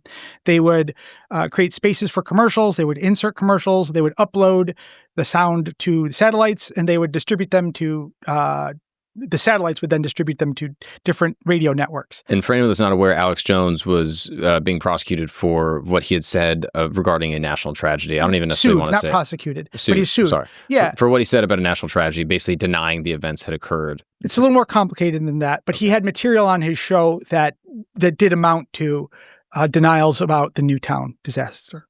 So, and I was 10 miles from Newtown. So I had judges tell me you shouldn't do this case. There was a lot of pressure to not do this. And I'm in Connecticut. It's fair point. But they were just Genesis Communication Network. They were basically sound producers, right? Mm-hmm. They bleeped out F-bombs. They made spaces for commercials to happen. And they did this for a lot of networks, for a lot of shows. Right. It wasn't just Alex's show. They did it for several hundred shows. And they didn't scrutinize any of them. They didn't look at any of them as to what the material was on. That's just not what they did. They were sound producers. Their job was to do mild editing and release it and distribute it. They're not new. They weren't a news network. Right? They're not editors. They were a communications network. Right. So to what degree should they have been in the suit? Now, there were some relationships and things got complicated and there was insurance that got denied. But basically, I litigated with them. There was very powerful interests at stake, the other people. We were like this little piece going on. And they kept us in until the eve of trial. I don't think we're in, there's a documentary. I don't think I'm in it. I don't think they take anybody from Alex's team or anybody on that side of the V. I think they only look at plaintiff's side of the V. But I think I had the right result. I didn't have a lot of cards to play with. We didn't have a lot of resources. If my client was held for even a fraction of 1% of what the jury verdict was, they would have been absolutely bankrupt. They couldn't even absorb $100,000 of a judgment, let alone $1 million, $10 million. And here you had 1.4 billion, right? So tiniest fraction would have absolutely wiped out my client. Talk radio was already on the decline. The business was already losing money. It was just a way for other interests to be able to use it for advertising for themselves. So that's what I did. I litigated through, and I used every little clever tricks to make it uncomfortable for them to take my client into trial. My client still had its trial rights. So Alex lost his trial rights. We can talk about that. But he lost his trial rights for not producing certain information, and he was punished for that by losing his trial rights. So my client still had his, and these were going to go on at the same time. So I was going to put on a trial, and I was going to make, you're going to have to show that my client acted recklessly with reckless disregard for the truth. And there was going to be lots of questions about who knew what and what people's roles were. And I don't know exactly why they dropped my client from the suit 2 weeks before trial, but I suspect it was going to be a much easier case without me in there. So, prior to going to the trial, they didn't want you to go in. And they thought maybe having the distributor also involved in the lawsuit would potentially hurt their case, specifically with the information you were going to bring up. So they dropped your defendant in the case. That's my guess, that I sort of positionally, right? I made it uncomfortable for them to keep my client in the case. And there wasn't a lot there to get from my client. So I presented the threat of, look, these are the things I'm going to put on. I'm going to ask questions about how much your clients were hurt by the death of their children vis-a-vis these lies. I'm going to suggest the great weight of their emotional harm came from the horrible death of their children. This was a really tough case with some of the depositions. I'm asking people about this really horrible thing that happened to their loved ones, parents and children. You spoke with the parents? No. You would have. There were teachers who were killed too. And those teachers had children who are adults. And they were also plaintiffs. And that's sometimes forgotten. Oh, wow. Actually, Ms. Lafferty, who's the lead plaintiff, her mom was killed. And I remember her deposition quite clearly. And there are things I'm not allowed to say about people's evidence, but I was sometimes moved quite close to tears in these things. They were very emotional. So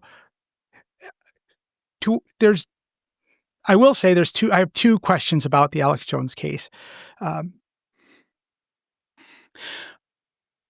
To what degree was conspiracy theories, they're not completely, sometimes a conspiracy turns out to be true, right? And so we allow people to explore them because sometimes there is that Hunter Biden laptop. That was a conspiracy until it wasn't. Right? So there's some value in them. Even when they aren't true, perhaps there's some value in them. The $1.4 billion, is that for the harm of what he said? Or is that for trying to compensate these parents for the loss of their dear loved one in some way? And we look to someone who has a deep pocket who we don't like, and we force him to pay for that. That's one piece. It's a question. I'm not going to try to answer it, but it's a question out there. I have mixed feelings about it. The other, so we have a principle in free speech law. You're not allowed to be strictly liable. You have to be, in order to be held accountable for your speech. It has to be at least an unreasonable accident. You have to be unreasonable, negligent in saying something. You can't be, if you say it, you're automatically on the hook, except for that's strict liability. But in defamation, if you say something that isn't true, you have to had said so uncarefully. You can't be automatically, you're on the hook for it. I don't know if I'm making sense. So if you just ask a question, right? Like if some news story breaks and you say, is this girl lying? Let's say there's a Me Too case and you say, is this girl lying? Would that be, would you be on the hook for, denial or something like that? Let me posit a slightly different example to build on that. There's a newspaper story with a woman in it, and I quote the newspaper story, and I talk to other people about it. And it turns out that story is not true. Now, I'm repeating a lie, but I'm not necessarily doing so negligently. It was a trusted media source. I actually read 2 newspapers about it, let's say. I had multiple sources, and I ended up saying something that isn't true. We can't, under American law, the First Amendment won't let a government hold someone strictly liable, automatically liable. They have to have been at least negligent as the First Amendment standard. Here, Alex Jones didn't produce certain documents from Google Analytics. it's Google's documents, first off. So that's a question. Why was he held liable why was he punished for documents that Google has? Secondarily, he lost his trial rights as a result. De facto, that seems to me, I didn't represent Alex at this time, but de facto, that seems to me to be strict liability for ostensible defamation here. It's liability without fault. They don't have to prove that he was negligent or not. The judge imposed a punishment on him for not producing the Google Analytics data that amounts to strict liability. That might hit a constitutional limit. Maybe the judge could have fined him $1 million, but not said you lose your trial rights in this context. They don't have to prove that you were at least negligent in what you said. Does that make sense? Yeah, I'm tracking. So it's a technical piece here, but it actually may have effects whenever. I haven't heard anyone who hasn't talked about some conspiracy theory somewhere. Yeah. Right? I mean, at this point, everyone believes something. Conspiracy, right? Yeah. And we toy with it, we explore it. People do. People come up with things on both sides of the political divide. Yeah. Yeah. And that's not entirely bad. Like, that's part of the searching for the truth. Right? You get things wrong and you change your mind. Well, that was kind of stupid. I thought there about aliens. I don't think that now anymore. I mean, in the last 2 elections, both sides have said that there's widespread election fraud. Yeah. And maybe it merits exploring. It's a conspiracy until it isn't. So how many times? We still have some of them with the JFK assassination and so on, right? Mm-hmm.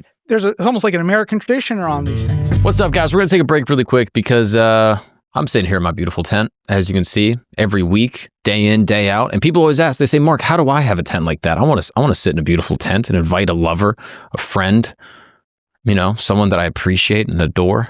I want to give them a good time inside my tent. Well, it's easy. Thanks to the good folks over at BlueChew.com. That's right. Blue Chew is the original OG brand offering chewable tablets. And what do these tablets do? Oh, I'm glad you asked.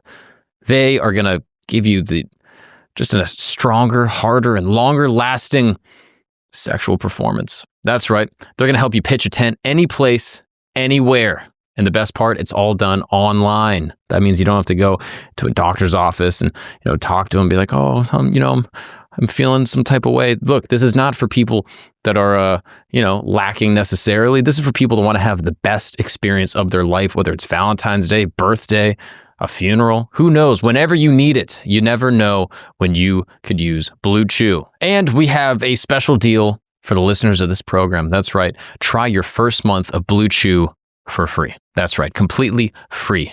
Mark, is it going to work for me? Hey, it's free. Why not just try it? Visit BlueChew.com for more details and important safety information. And we thank Blue Chew for sponsoring this podcast. All right, now let's get after it and let's get back to the show. I guess that conspiracy theories do possess some truth. Or some value, even when they're not. Yeah, value is a better way to put it. As part of the search for truth. They could have truth in them, which is why they're worth pursuing. So allowing them to exist may have some value there, right? Yeah.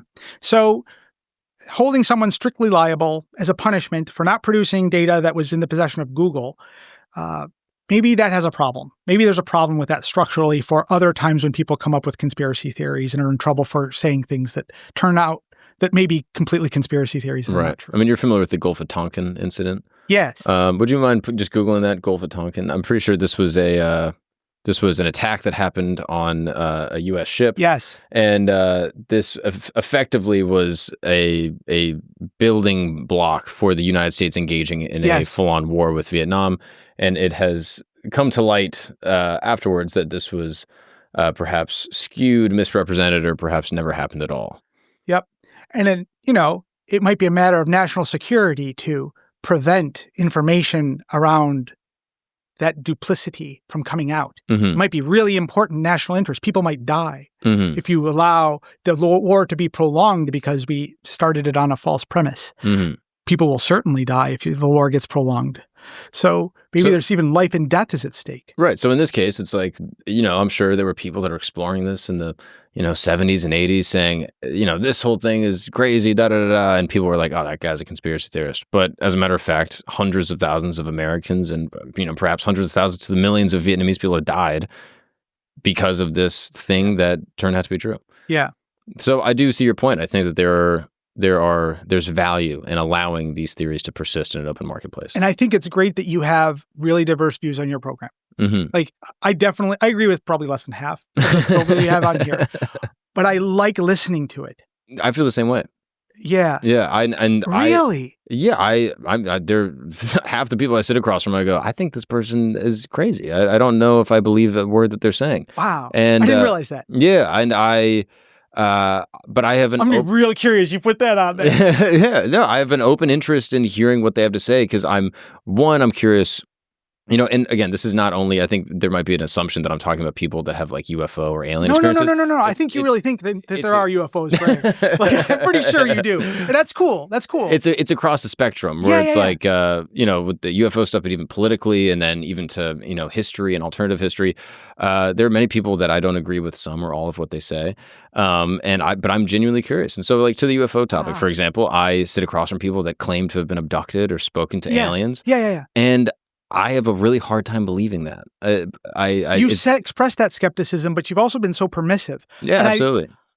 I admire that value set. That's a really good free speech. I didn't realize this is what you were doing. So this is really good for me to hear. I'm sorry. Keep talking. Because I think it's both and, right? Like because they're saying things where they're looking at the Wilson memo and this crash in Virginia and, this abduction that happened here. And they're all very strange. And many of them are documented within government files and they're all on the record. Yeah. And you look at it and you go, that is really weird that exists. The Go Fast video, David Fravor and Ryan Graves' testimony. These are all very compelling and very strange what has occurred to these people. So that's weird. Yeah. But then someone's expressing that they spoke with an entity or that they saw an alien. And I go, that's also really weird.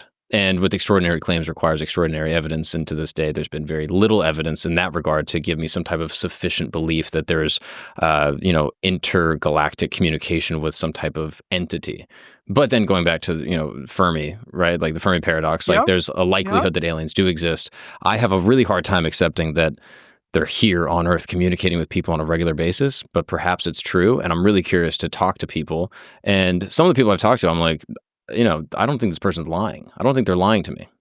And so that leads me to either they're talking to an alien, which is fascinating and unbelievable, or they're having some type of, delusion that they fully believe in, which is equally fascinating to me. Yeah. And both hold space in my mind, and I really enjoy speaking with people from all sides of the aisle on that issue and many other issues. So let me explain why I like this. So that's that disciplined intellectual humility, right? I was talking about before. Like, you're open, you believe pretty strongly that's not happening, but you're open to being persuaded otherwise. You may not know enough about the subject, but you presume they may not necessarily know more either, but you're open to being persuaded otherwise. You still have it's not like you're just open-minded to the point that you flip easily. You have this kind of, these disciplined principles in terms of evidence, in order to be persuaded on a piece. I think if I'm going to hazard something slightly spiritual in this discussion, I think that the ability to be persuaded that your idea is not the best, but you still hold to it to a certain degree with some intellectual firmness, I think that's a sign of consciousness. Like that you are able to be persuaded that your idea is not the best, but you nonetheless are rigorous about checking your ideas and trying to go forward and defending them to a certain to a degree. I think that's if you're just either open-minded that you're easily persuade one way, or you're so close-minded that you are not able to be persuaded. I think we traditionally think of those as kind of non-conscious or less conscious, right? In a way. Right. So I see that as when I encounter people, it's like also part of its curiosity, right? It's curiosity feeds into this. I feel like we're describing some part of the elephant. There's a big elephant out there. We can feel the leg, we can feel the butt, and these are the pieces we feel right now. That this open-minded, this disciplined intellectual humility, as free speech is so important to it. I admire that quality. a lot. I appreciate that. I really do. I really try to look at it as data points in a mosaic of my worldview, right? Like that by talking to someone that had this, bizarre experience, or talking to someone that has a different view on history or whatever, that, the pyramids maybe are not what we thought they were, something to that effect, is one, really fun. It's just personally enjoyable. I have so much glee, like diving into the conspiracy. Someone's going to tell me something that I didn't know. I have so much joy. I go, tell me everything. And simultaneously, I try my best to discern what is valuable and what is, invaluable, or not invaluable, but rather less valuable. And, by taking the little data points, I can apply it to my worldview, and then it gives me a better scope and empathy to interact with people on a daily basis. So, maybe me 5 years ago, and someone were to say like, oh yeah, like this guy talked to an alien, I would go, oh, he's crazy. But now I'll say he's actually not crazy. What happened to him might have been a real experience in his subconscious, or like maybe in his sort of subjective, experience with reality. But he's not crazy, because I've talked to these people and they're not crazy. He might be wrong. He might be wrong, but he's not crazy. So now it's given me a much more nuanced and sort of refined view of humanity. And I feel like I can have more empathy and interact with people on a more honest basis because of that. That's really good. That's great. That's great. That's what I hope the listeners of the show are able to get, right? Like, I just like to put all the information out, and they can sort of perceive it from that lens, and then ideally it broadens their scope of what reality is. I have a new respect for your show. Well, I appreciate that. Thank you. No, really. Like, now I get it. It's like there's been this is sort of like the thesis of the show, sort of underlying it, to explore these things. And you may not agree with most of them, but we're going to explore them nonetheless. We're going to put them to some kind of evidence in our mind, and allow them to exist in the marketplace of ideas, and then be tested. Yeah, absolutely. And I think a lot of that comes from, like, my mom was like very into conspiracies growing up. Oh. Yeah. She was like fascinated with conspiracies. We would like be debating about like Freemasons when we were when I was 10 years old or something. And I think it's a personal discovery for me to kind of figure out, like, okay, what is, I think growing up, my sort of my solid ground for what was really happening was always a little bit, it was moving a little bit. How did that square with the Catholic?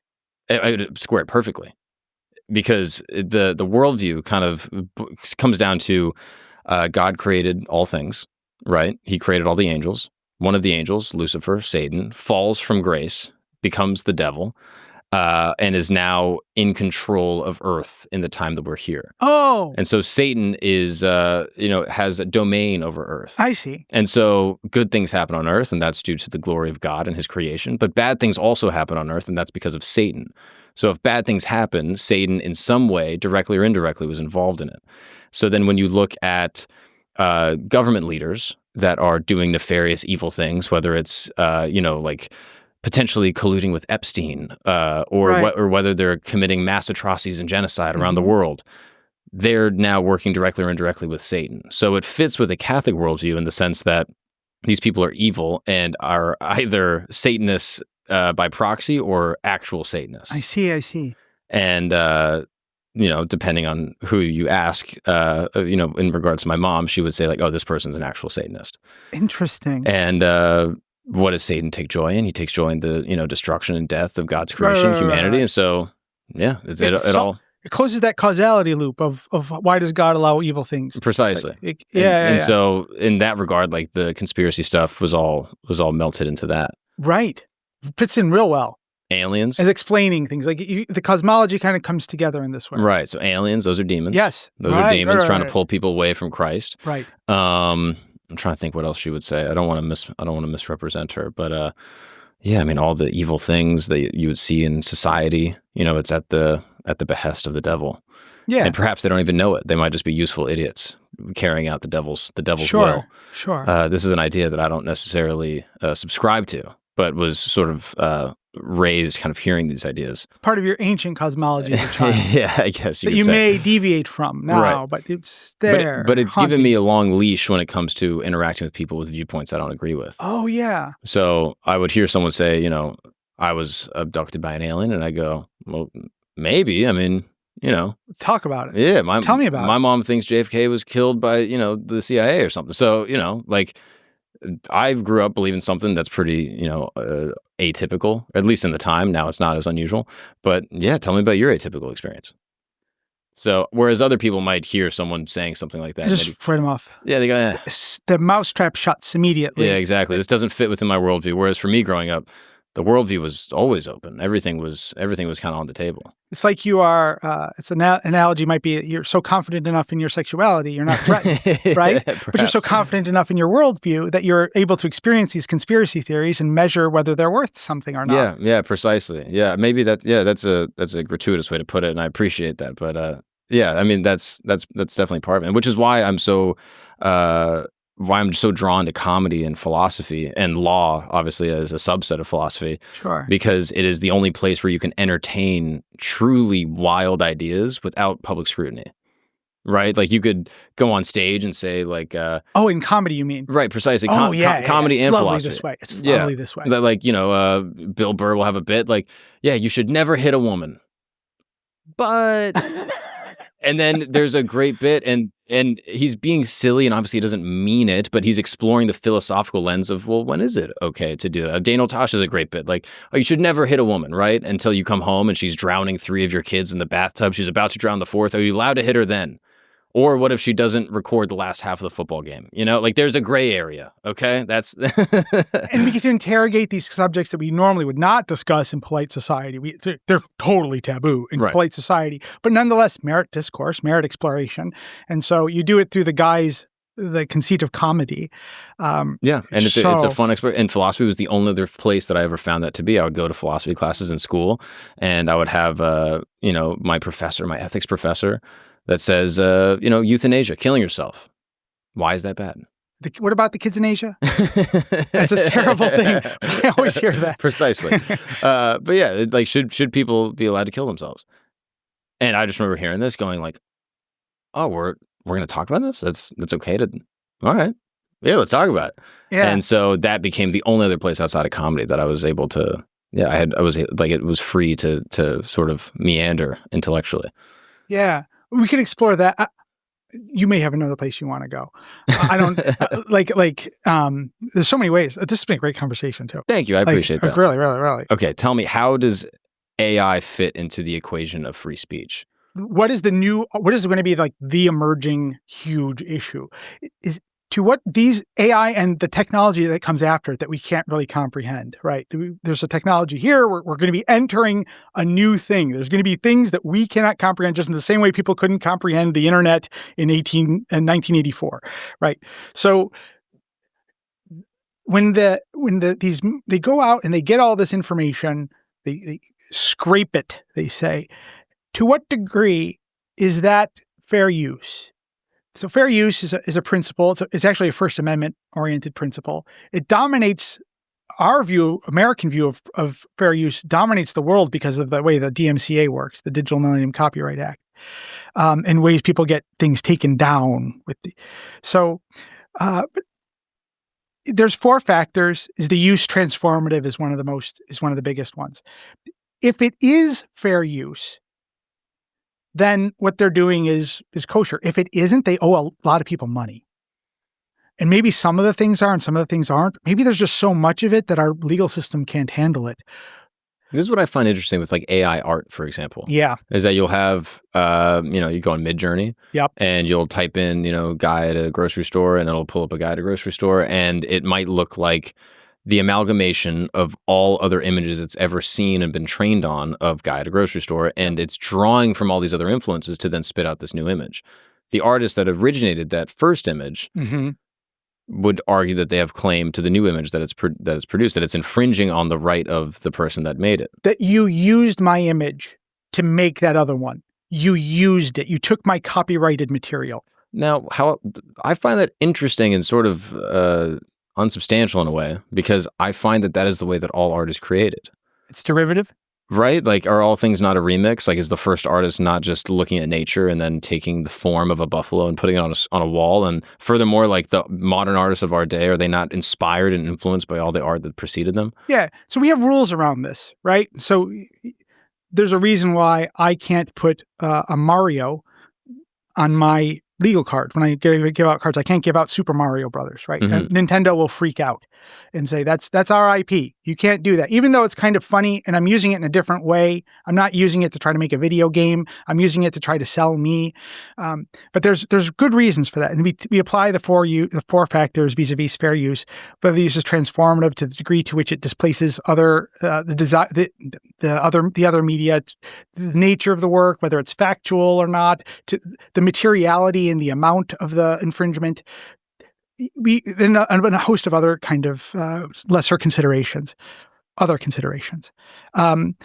If we do that analysis here, you're using my picture and you come up with something that looks really close to it. Is that really and you made another picture that looks a lot like mine. Is that really transformative? You're using it to make another picture. AI might say, no, we're using it to make an algorithm by which a person can type things into a computer and then generate an image. It's not the use of the picture. It's the prompt, for example. We have a totally different process here. This super complicated, super interesting.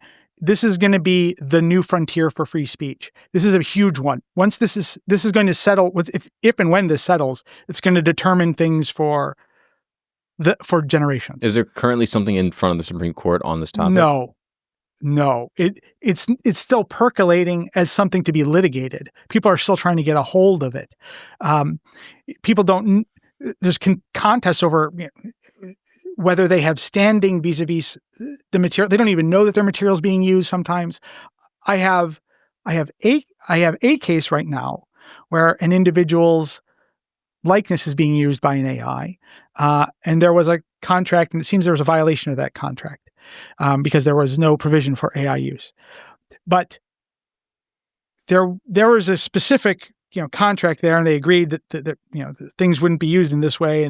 But what if there was no contract to start with, and they just pulled this material off the internet? How would she know it was she was being used in this way? Her likeness was being used, or her intellectual property otherwise was being used. Now, someone's likeness being used does seem different than art being used. It is different. It is. So, misappropriation of likeness is a state tort. It's like defamation. It's a thing that you have a right to. In each state gives you the right to sue someone for violating that right. And copyright is when you take something and whoever reduces it to a tangible medium first, that's their thing, and then they have the license or the ability to give it to other people or sell it or what have you. So when you take a thing, you make a thing. You're the first person to make the thing. You reduce it to a tangible medium. That's copyright. Your likeness is kind of like what you look like. You didn't make it. Your parents did, right? It's just something you carry around. It's your right to publicity. So it is different both in a legal sense and in a moral sense too. But here's like a curious one. One bad case of using someone's likeness legally. Someone had a car company used an imitator of Liza Minnelli's voice. And after Liza Minnelli said, I don't want to do a commercial for you, they used a likeness of her voice to sell cars. And that was not fair use. She has a particularly distinctive voice. It wasn't even her voice, though, on the recording. It was an imitator. But her voice being so distinctive, it was inappropriate use of her voice. How is that going to play out in the AI context? Things like that, along that vein, in terms of misappropriation of likeness. It may just sound a lot like the person. It may just look a lot like the person. Is that going to be misappropriation of likeness? How's this going to be enforced? You're selling this service where people are making things that look like other people. And now, what if that car company in the voiceover said, "Hi, I'm not Liza Minnelli. You should buy cars from this car company." And then they still use the voice imitator of Liza Minnelli? But they clearly stated, "I'm not Liza Minnelli." Yeah, but you'd go through the factors again. To what degree does it displace the demand for Liza Minnelli's work, for example? Is it transformative use? Nope, she's singing a song. Now, you're not... even though you're saying this is not Liza Minnelli, you're still benefiting from her likeness, right? You're still using it, and she has a right to her likeness, and you're displacing the demand for her likeness, her ability to use it in the marketplace. So I don't know that would change it entirely. If you did something that was a parody, and it was, you made it clear it was obviously not Liza Minnelli, and it was a joke, and it wasn't actually displacing the desire for her work because it was a parody. So that would be would probably be different, but you'd have a transformative use then. Like an Elvis impersonator? Yeah. Mhm. We know it's not Elvis. Mhm. We know that the risk of sounding horrible. This fellow of a different ethnicity than Elvis is definitely not Elvis. Right. Right. So, but nonetheless, like, yeah, it's a use of likeness, but it's probably fair use because it doesn't displace the other. It's transformative use in this new medium. It's not using someone pretending to be Elvis and selling records. Mhm. They're doing a whole different kind of experience of Elvis impersonators. Now, what if this car company said, they had someone sing a song and you saw their face, and let's say it was a woman that looked nothing like Liza Minnelli, and then she began singing, and then it did a cutaway where they said, hey, check out our cars, and they had continued to have the song the same exact way that they had it before. Would that be enough to be transformative to where the audience knows that this person is not Liza Minnelli? They just happen to sound so much like her. I don't know, but why did they use an imitator then? Why didn't they get a different vocalist? If they're going to go to the trouble of getting an imitator Mm-hmm. of this famous voice, and then say, look, this is not that person. Is that really is that just a sham defense? Are they just saying that to try to get away with the goodies? It seems it's also kind of, we would never see a commercial like that. No one would actually do a commercial like that. Mm-hmm. But it's an interesting hypothetical. I don't know. It would depend on facts. We'd have to take a look at particulars in the circumstance. It sounds like a cop-out when lawyers say that, but it really does. Like, there's nuanced little facts that sometimes can really change a case.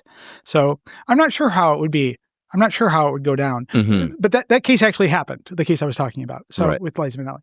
There was another case where they used the physical likeness and vocal likeness of a band in a video game.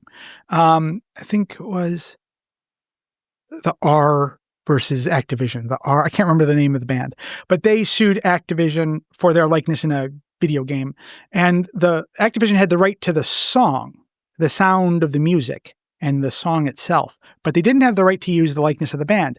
But they weren't particularly distinctive, said the court. That's kind of not necessarily a nice way to put it. You look kind of plain, guy. But their likeness their vocal and physical likeness weren't particularly distinctive enough, unlike Liza Minnelli's voice, for example, that it was for it to overcome fair use.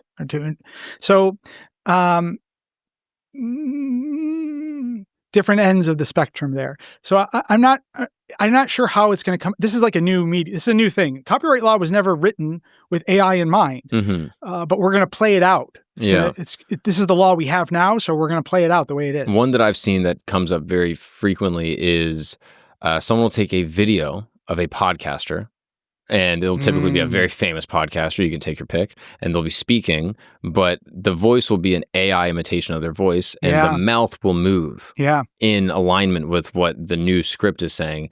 And typically it's used to sell a product. So you'll see a video of me sitting on this podcast, and I'll say, hey, buy this brand of gum. This is the best gum ever. Obviously, my hand won't go up, but it'll just be me talking to you, and I'll say, oh, I try this gum. I love this gum. It's the best gum ever. I never said that. I've never heard of this brand. I've never interacted with this brand in any capacity, but now they're running ads on Instagram, on Facebook, retargeting to fans that listen to this show. Yeah. And then now the audience is under the impression that I'm promoting this gum. That's probably a really bad. You can probably sue them for a lot of money. Right. So that's a pretty bad. You have now when you have with the DMCA, we can find out where people are if they're doing this in the U.S., right? So we have these checks. We have a really strong legal system, and if people are doing this, and there's U.S.-based companies, a lot of people are using YouTube, right? So we can kind of get them through YouTube if we need to, or through other streaming services. Sure, you can get the person that created the material, but could you get the creator, the originator of the material, insofar as the AI platform that regurgitated or gave out this voice? Oh my, that's going to be a question. Are they somehow knowingly contributing to this malfeasance? Or at least not, stopping it. Negligently contributing to it. Right. What about, too, if you have, what about when companies are outside the jurisdiction of the U.S.? We have problems emerging relative to India in this way. We have garbage DMCA takedowns coming from sometimes, not saying this is all of them coming from India, but there are companies outside of the U.S., some of them are in India, that are using the DMCA as a weapon to get material taken down. And then people are inundated with this cheaper legal labor, let's say, And they have to keep trying to contest these. Normally, if this was done in the U.S., you could sue someone through a provision of the DMCA called 512F, and you could hold them accountable for unlawfully infringing on your own copyright by misusing the DMCA. But because they're in another jurisdiction, practically speaking, that can't happen. You can't get them here, and there would be judgment proof if you could. So there are these as we have these systems that have worked in a lot of ways. As the economy changes, as technology moves, some of the old rules will still be putting them on there because that's how we work in the law until it really breaks. And then maybe we'll get a new law of some kind. Maybe it'll be great. Maybe it'll be terrible. But this is like, I'm in apprehension about this. So yeah, because now the internet is functioning as a country, right? Like, whoa, you just blew my mind. Right. Unpack that. Like if the, countries have laws where people within the countries are operating with those laws, but now that the internet is so interconnected with all people from around the world, someone could be running an AI company in China that then you can get material, to pretend to impersonate someone else. Yeah. And I don't know what recourse the United States would have other than sanctioning some type of like political power against the other country to take that down. Is this going to be the tariffs? Yeah, like it could be like right, something isn't like that. Sort of the principle behind it. I'm not saying I agree or disagree at this point with that, but like, yeah, what tools do you have for that? If that's like affecting, if it's a small thing, what does the individual have? If it's a broad thing, it's not entirely new. We've had, piracy and people making, I don't know what you call them, infringing on copyright, illegal copies of things. But just free speech in general with these social media platforms, like there's a nation, let's say in the Middle East, that has strict free speech laws against, criticizing the religion. Yeah. And someone in America that operates with different free speech laws could go into the subcultures on the internet of people from this country and then continue to malign the religion. And we're cheering it. Because we're Americans. Sure. We're like, this is free speech, dude. Yeah. We're here. Free speech. Yes. But then people in that country are saying, well, you're coming into our social spaces on the internet, infringing on our free speech. On our boundaries of what's permissible. Our legal parameter of free speech. Yes. And that's annoying, frustrating, offensive, and disruptive. Now, it's disruptive. And so now these two involuntarily disruptive. These two free speech laws are now against each other in this sort of like global nation that is the internet. Maybe we'll get closer to the truth through these principles of free speech, to be a little meta with it, right? You'll have this marketplace of ideas about what is permissible vis-a-vis free speech, and perhaps we will get closer to the truth as these different sets of views of what free speech ought to be battle it out. I suspect something like that's going to happen. I mean, I definitely have, I'm je suis Charlie. Like, I'm like way on one side of, that is a good thing. The disruptiveness is in my view good, and I can respect people who disagree with that. Absolutely. But I'm like, it's American Eagles flying all out at 4th of July. Like, that's the thing, dude. Yeah. Let the people figure it out. Let them become conscious about it. Let them choose what they want to believe and follow. Let them find that thing with their own curiosity electrified. Let them figure it out. Don't make them more closed-minded than they have to be. So anyway, but other views are, I can or that's not a particularly orderly way to run a society. It's inherently unstable. Right.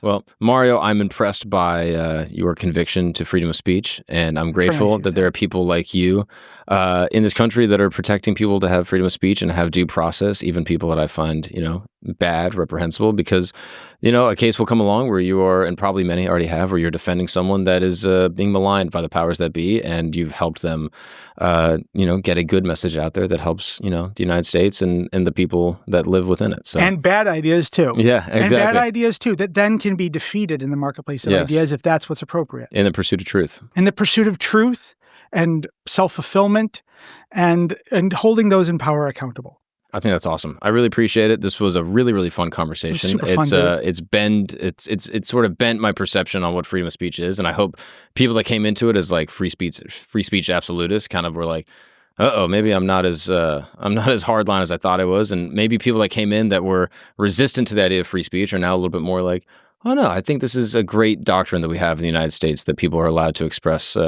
ideas freely. Yeah, awareness of what your boundaries are on it, thinking about that, being aware of it. Yeah. So, well, this is awesome, Mario. Let's do this again soon. All right. You sure? Are you kidding me? I'm going to run into trouble. I'm going to need some help. Okay. I'm going to say a joke that's going to get people pissed off. I'm there. And I'm going to call you up. I'm all there. right? I'm there. Thanks, Mario. If you've made it to the end of this episode, that's because you rock with us. And for that, we rock with you. You are sophisticated. You enjoy honest, true communication, a highbrow type of person that understands this. History is not just dates and names. It is a tapestry of human triumph and tragedy. From the day Nostradamus made his first prophecy to the morning Paul Revere took his midnight ride, from ancient oracles to modern revolutionaries. That is why I need you. If you have not already, please sign up for Today in History, our free newsletter. Today in History brings you the stories that matter, the moments that changed everything, and the secrets hidden in time. Join thousands of history enthusiasts who get their daily journey through time. Don't let another day of history pass you by. Take the conversation to your inbox. Sign up now through the QR code or link in the description. Today in History, because history's stories shape tomorrow's world. Thank you for watching the episode. We'll see you next time.